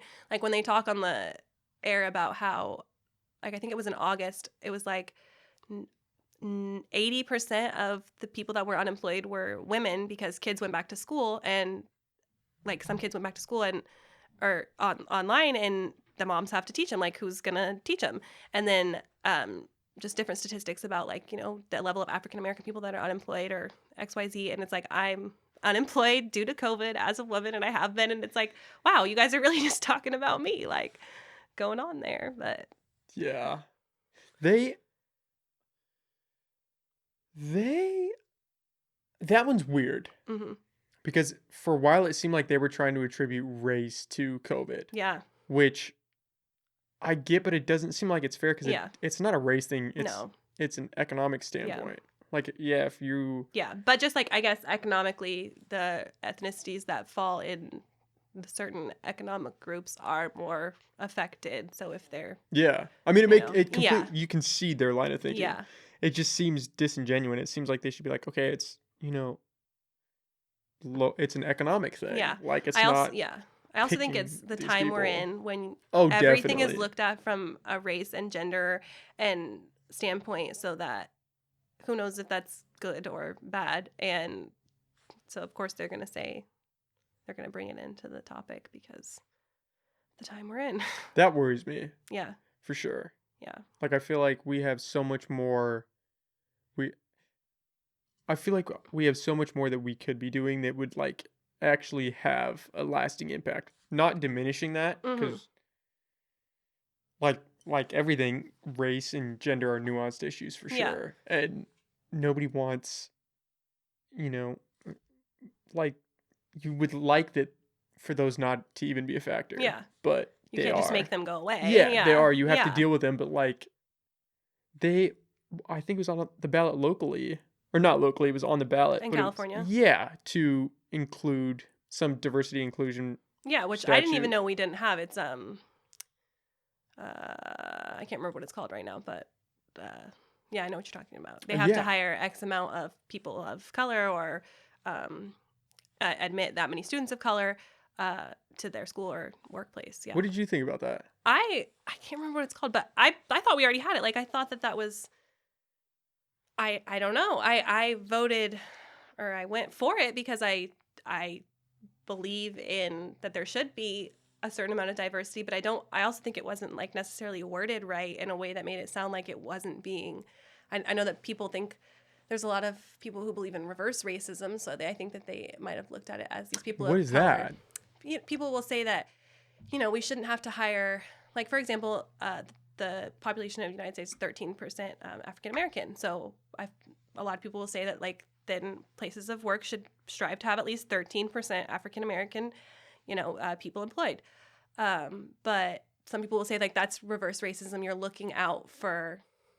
seeking out a black person rather than a white person, and that's racist towards the white person. Mm-hmm.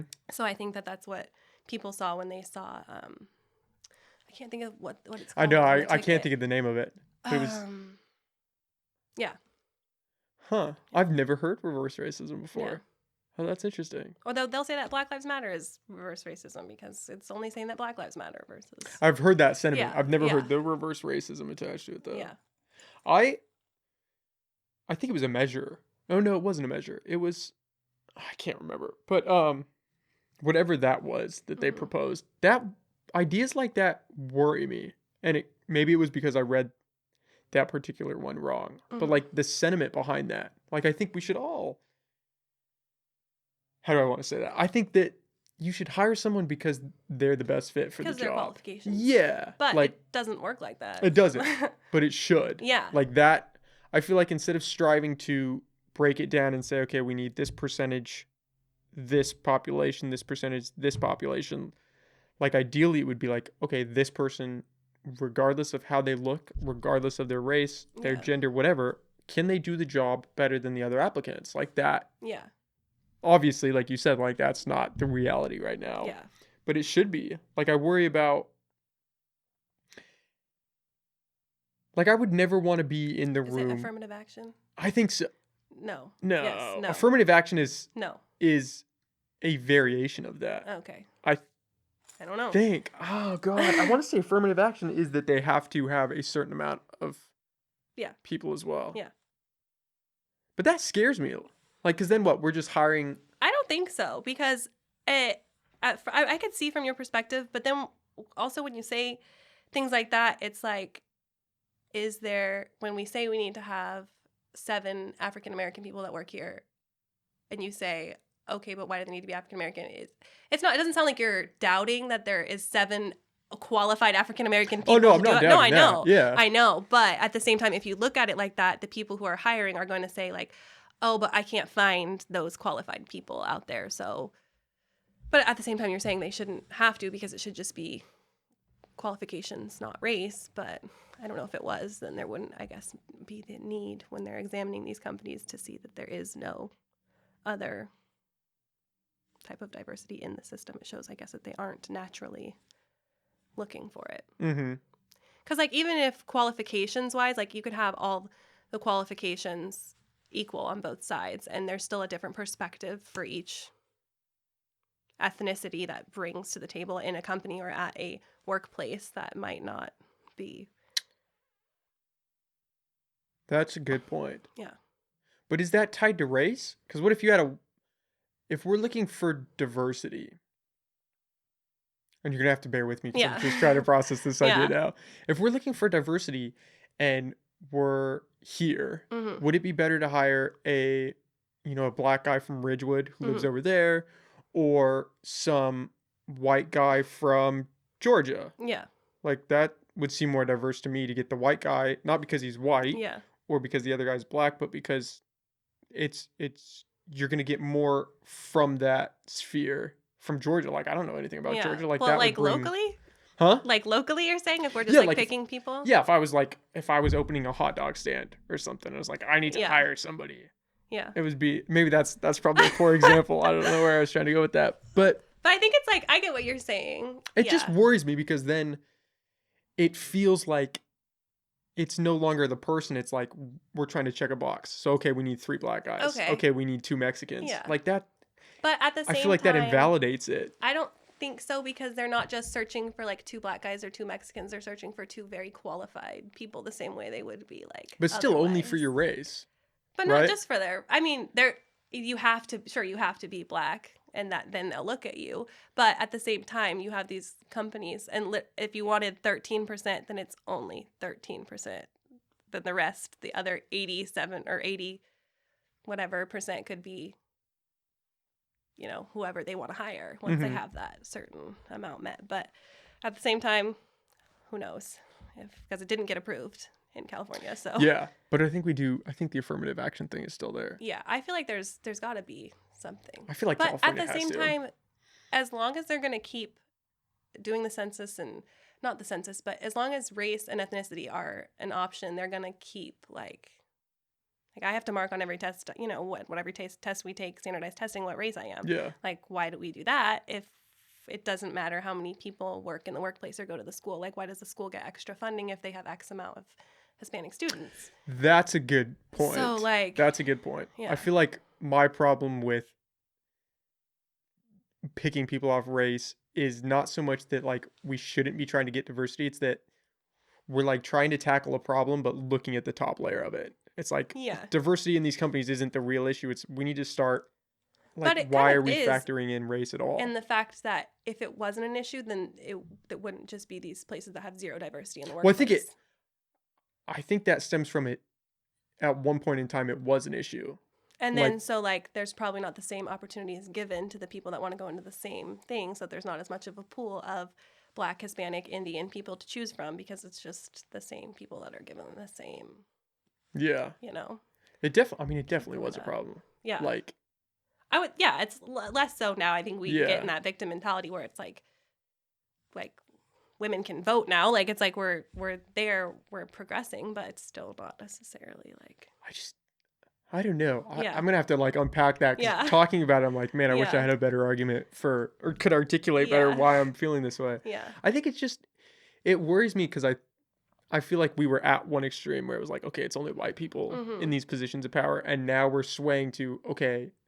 Like, I know that people think right now these boxes. that like, and it's kind of hard, like, as a biracial Black person, seeing that, like, in this time, are people really being put into positions because companies think they're qualified or because they're trying to save face and put a person of color in their seat? Absolutely. And like if you're looking at Joe Biden and Kamala Harris, like, I can acknowledge that, like, it's great that a woman is going to be vice president and she's Black and Indian and all that. But at the same time, it's like, I know that he needed a woman of color to carry him into the election. And I know that's why he chose her. But I guess that just goes with, but it's not saying that we don't need that perspective there and that it's not time for it. Mm-hmm. But it's just part of today, I guess. Yeah, that just. But it's also kind of sad that it had to get to this point to where you have to use, like, your company is, oh, I have people of color. Like, don't worry, let me put them out here. Let me put them on display. You got the token. Yeah. Whatever. Yeah. Yeah, that's a problem. Yeah. I don't know. I think everyone's just so. Or you bring up race, and everybody gets so nutted up and uncomfortable, and I think that is, people are moving off of emotion more than change, I guess, in a weird sense. Like, we're not making lasting. I mean, if we wanted to make real impressions, we should be like uplifting this education system in these impoverished areas and like trying to help Yeah.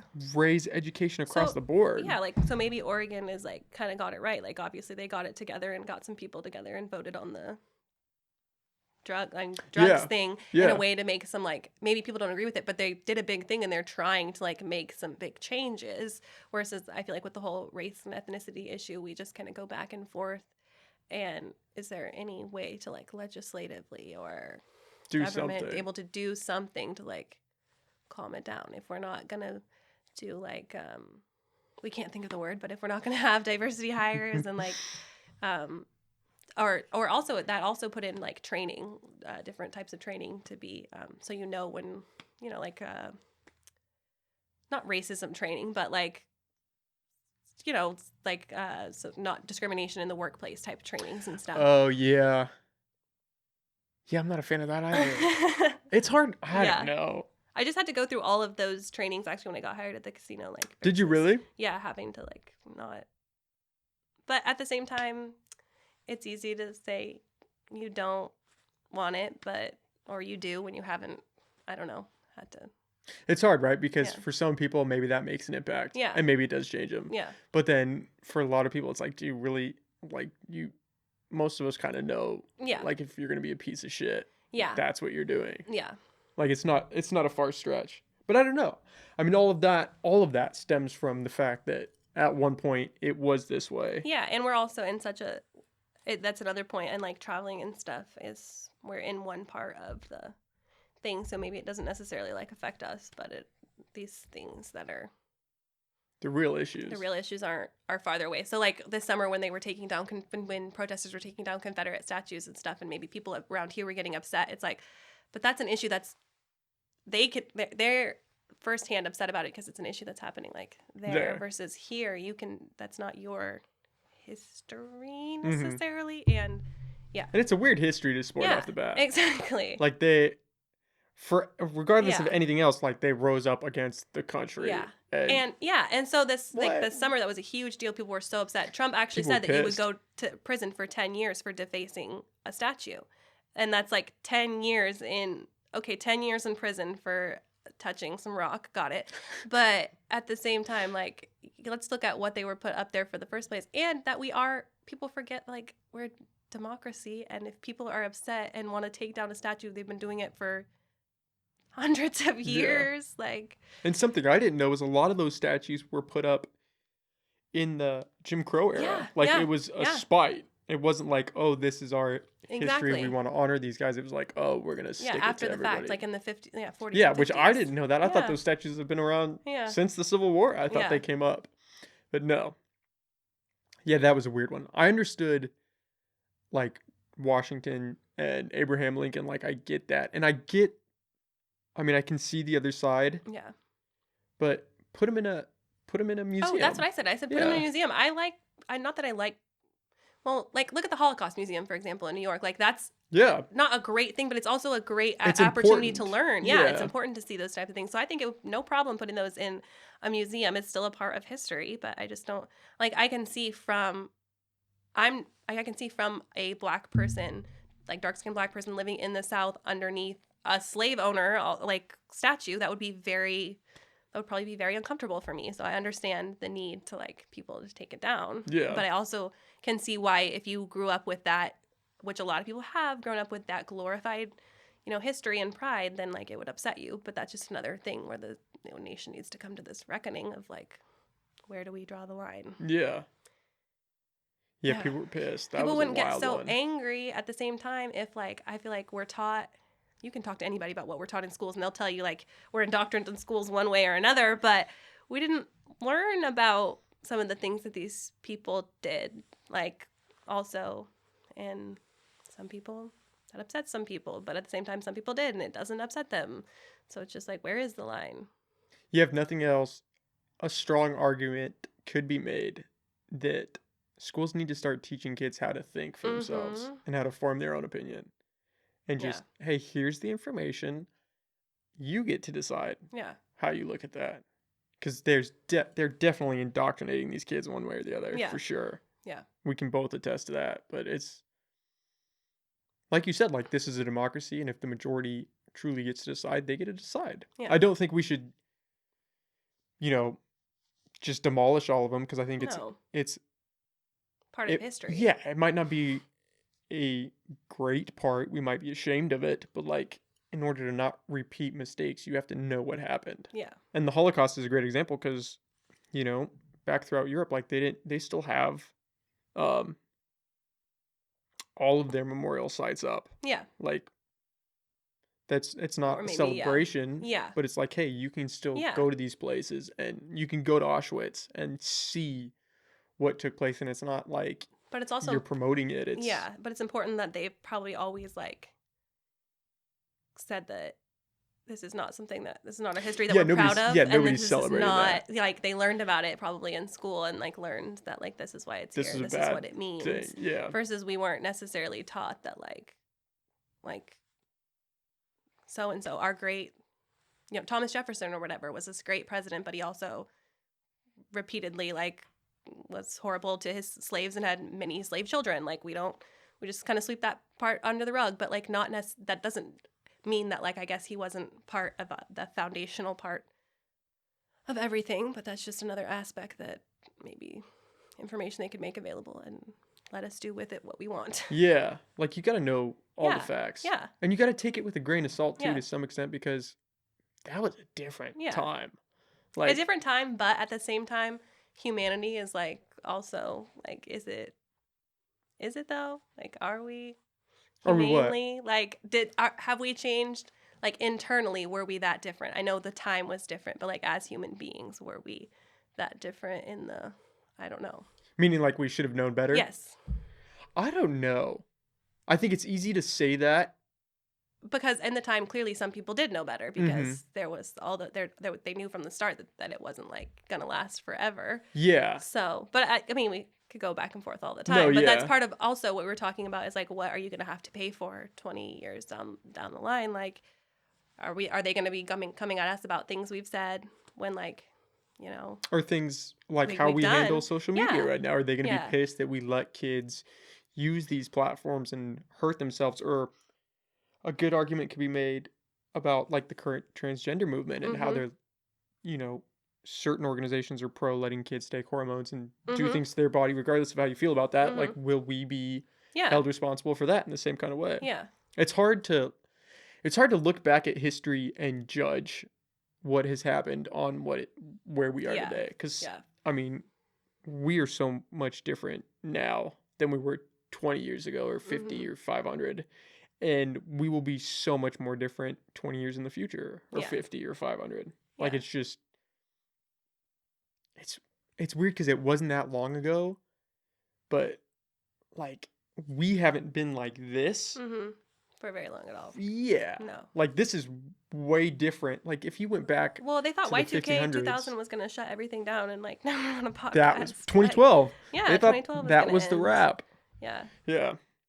But now 2021 might be the end. I know. Who knows what's going to happen? We just keep going. That's another thing about our generation. We seem to like to joke about the end. We're like, when is it? Yeah. Like, tell me now. They say that. We have like a weird sense of humor where it's all like death and. But if you think about it, like I stuff. go on like these tangents because it's like we were born like around a weird time. Like then you had 9/11, you had Y2K, you had the recession, you have the wars we've been in our entire lives that we didn't even know that we were. Yeah. And so there's all this stuff going on, and so we are kind of probably do have a sick sense of humor for that exact reason. Like it's never really been peaceful or ideal, even though we just grew up in it. Yeah, we kind of learned all about like the ideal times and idyllic America and how great it is, and when we graduate, we're like, what the hell is going on? Now we're pulling off the blinders, like, what is this shit? And they're like, okay, now you're supposed to get a job, get married, raise a family, and you're like, why would I want to do any of that here, now, in this? Yeah, like the world might not be here tomorrow. Exactly. You want me to go to school? You for want 4 to years? convince me that I shouldn't just sail the world like on my own,